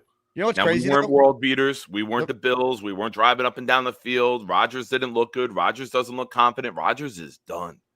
He's done. That's the thing. He doesn't throw the ball downfield. When he steps up into the pocket, it's half-ass sling of like the sidearm slings. They're not accurate. He had Garrett Wilson on about a 12-yard in. He throws it 2-3 yards behind him. I can make that goddamn throw. Like, if you're not comfortable, confident, and accurate, you can't quarterback in the NFL. I don't care what your resume is. I don't care what you've done elsewhere. I don't care what talk show you have an agreement to go on weekly. It's time to sit. You're 3-8. There's no hole to dig out of. It's done. Now, you brought in Tyrod Taylor. Why? If Rodgers can't play. Rodgers can't play, dude. Would it make a difference? It wouldn't, but I would like to see, right? Like, I think you said it. I've said it. A lot of us have said it. This team has talent. The coaching's an issue. But sometimes you make a change and you get a spark. But it's too You late know, for that Tyrod now. Taylor's not afraid to step up in the pocket and put it downfield. But they're 3-8. So what's the point? You want to win more games now? Like, at this point, you made your bet with Rodgers and this regime. You see it through for the next 6 games. I just want to see competent football, and we're not seeing that right now. Everything is scared. I don't want to see a player playing scared. But Nick, you opened this call talking about the changes they made. They didn't work. You really think the Tyrod change would that be the move to work? Like, I don't think it would. No, I don't think Rodgers deserves to be a starting quarterback in the NFL anymore after what I've seen. Well, he won't be after this year in all likelihood. And Tyrod does. Tyrod's not a starter either. Tyrod also, here is what would happen if you did what you're saying. Tyrod would get hurt. You'd be going back to Aaron anyway. And then it gets really ugly. That would be our luck, right? That would be our luck. It's just I can't. What happened after they bad traded to for watch. Devontae? I said, watch. Now one of the other 2 receivers is going to get hurt. This is what always happens. Lazard, boom, done. It's like it's so jet. Yeah, and that's crazy that Rodgers has regressed since Lazard went out. How wild is that? Yeah, look, he's just binky. You know, And, we also and you brought in Devontae, which is supposed to be the binky, the blanket, mom holding you. Like, it's supposed to be all that comfort. They're off. They're constantly off. Like, the reads, the checks, it's maddening to watch. I would Couple things rather could be true though, Nick. Rodgers is not what he was, and he has no chance of winning at this stage of his career with the worst coaching staff assembled in the NFL right now. And and it was a problem with Saleh. It's been expedited, obviously, without him. In hindsight, they should have they shouldn't have fired him. We all understand that. But you know what? The bottom line is, even if Saleh was the head coach right now, this team wasn't going to win anything with him. And if they missed the playoffs, so they got flamed out early on, guess what would have happened? He would have been gone anyway. So we just expedited the crap that we're about to go into this offseason, where there's a giant unknown of what they're going to do. Who's making the decisions? Who's helping Woody make these decisions? If it's Woody and Christopher, right? Who's the next GM? Who's the right GM? Who's the coach? Like, I don't know the answers to any of these questions right now. Did you see Gary Myers had a tweet today? I did. I referenced it on the radio, and Gary was listening, and he texted me. He suggested I'm going to do a separate video on it later in the week. But he suggested Curtis Martin as a figure that could help the Johnsons potentially hire, the next GM and coach, because Martin's trying to get into NFL ownership. He's been around the league. He's got a close relationship with Goodell. Maybe he could help the Johnson family hire the right people. That's not a bad idea. I mean, you got to get somebody respectable in there. I think that we are a laughingstock. I think Curtis Martin, even though he would be inexperienced in the front office, I think he brings respect when he walks into a room. Like you said, he's close with Goodell. He's never had a bad image, or he's always been an elite human being outside of an outstanding Hall of Fame football player. So get somebody in there that you trust. And also, Gary referenced in the tweet, he's very close with Bill Parcells. So maybe Parcells and him discuss some things about what direction to go in, and maybe you get some feedback and it could help. Listen, what else? What can we lose, right? And I'm never really been a big reader of Gary Myers, but I follow him and I see the tweets, and this one jumped out. I mean, it made sense. You got to win the fan base back. I was there today. A lot of people did not renew. The numbers are bad. Like, a lot of people, like, we do the Super Bowl box pool for like the games, and the guy who walks around doing it goes, dude, I just heard 15 people in our little section in Lot K didn't renew. I believe it. So, I Just mean, think about it, Nick. people don't want to go. They don't want to spend their money. They and can't the tone resell it deaf. at face value. They're asking for money now when the team has no quarterback next year, no GM, and no head coach. So, yeah, people are going to be like, the audacity of you, a team that has not made the playoffs since 2010, the longest playoff drought in North American sports, to one, increase prices off this year, and two, ask for our money now in the middle of one of the most disappointing seasons this franchise has ever had, if not the most disappointing season ever. So, yeah, I mean, if you're a Jet fan, you could talk with your wallet. Don't give this team your season ticket money because, once again, you can get into the building for $20 and people are paying hundreds for their seats per game. And now your ticket is worth nothing by November. And you don't make the playoffs for 15 years and you're raising ticket prices. That tells you what ownership thinks of you. They think that you're just going to always be there. They think that you're always going to pay. They think that you're always going to be loyal and faithful and never use your brain. You can get into any game you want. I'm telling you, 10% of the upper deck was taken today. It was open. It was disgusting how empty it was for a beautiful weather 1 o'clock game in November. It was disgusting. Nobody wants to support this product. And I don't know how you do it. But everyone keeps talking about the head coach. We got to figure out GM first because GMs usually bring in a guy that they've been affiliated with, or right? So if it's such a big name, you bring the head coach. I think it's Rabel, and he's like, I have some guys that I'd love to work with. Like certain guys I think have the cachet of like they work hand in hand. Like Kyle Shanahan calls the shots in San Francisco, even though John Lynch is the GM. But you got to earn that, right? Is Rabel someone that you would do that for? I don't know.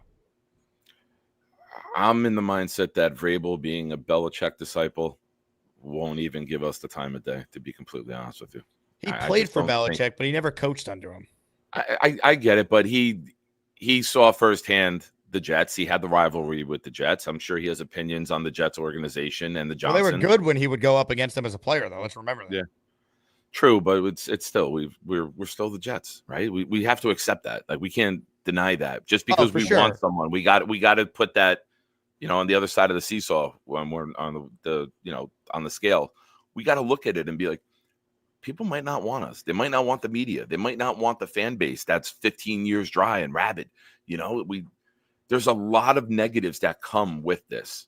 And just because we love it so much doesn't mean outsiders are willing to embrace it. For sure. I'm not saying it's an easy thing, but money talks, and it's still 1 of 32. So it's, and there's talent on this team too. There is legit talent on this team, despite how bad this is.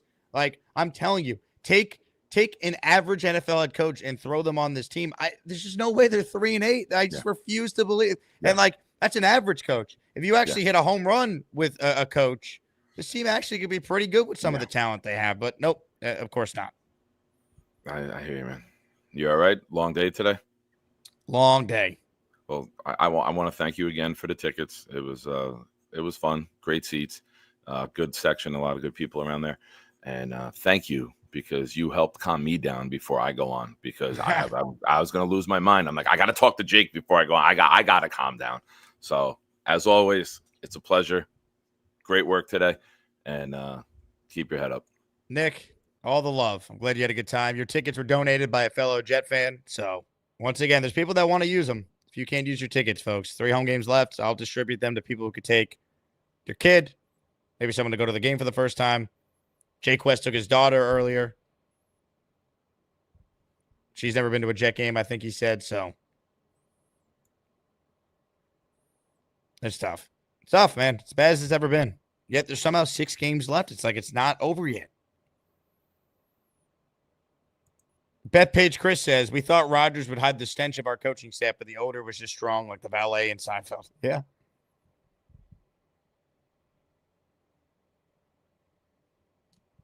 Amen. It's brutal.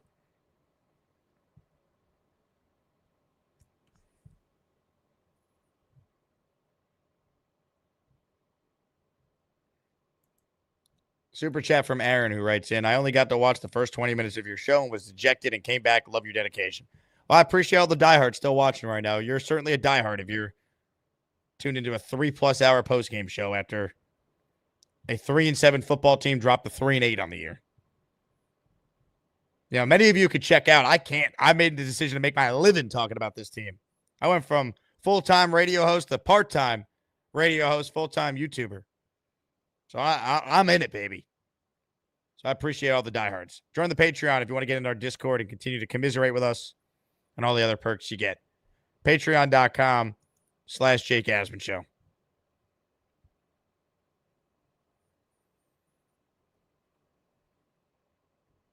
Don't worry. After the bye week, the Jets running the table to go 9-8. It all gets underway, baby. Fun show. Not really, but a necessary show. Thank you all for watching. Do me a favor, if you haven't subscribed yet, and this might be the last time you watch this channel till January, please subscribe and help us get the numbers up. We're at 40,235 subscribers. Please hit the sub button before you depart. Like the video as well. That helps the algorithm. For those searching for Joe B, Beningo, 10 a.m. tomorrow. Or actually, sorry, 9:15 a.m. tomorrow. Joe B joining the show in his weekly spot. Ladies and gentlemen, my name is Jake Asman. This has been the Jake Asman Show. Thank you all for watching. Thanks to all the calls. Couldn't do it without you. We'll talk to you tomorrow morning with Joe B. Enjoy the rest of your night. Hang in there, Jet fans. At least this guy is happy today.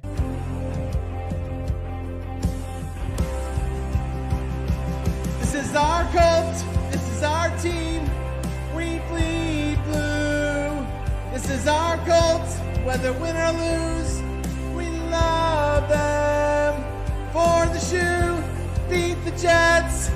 Let's take down the one true Rodgers. This is our team. Go Colts!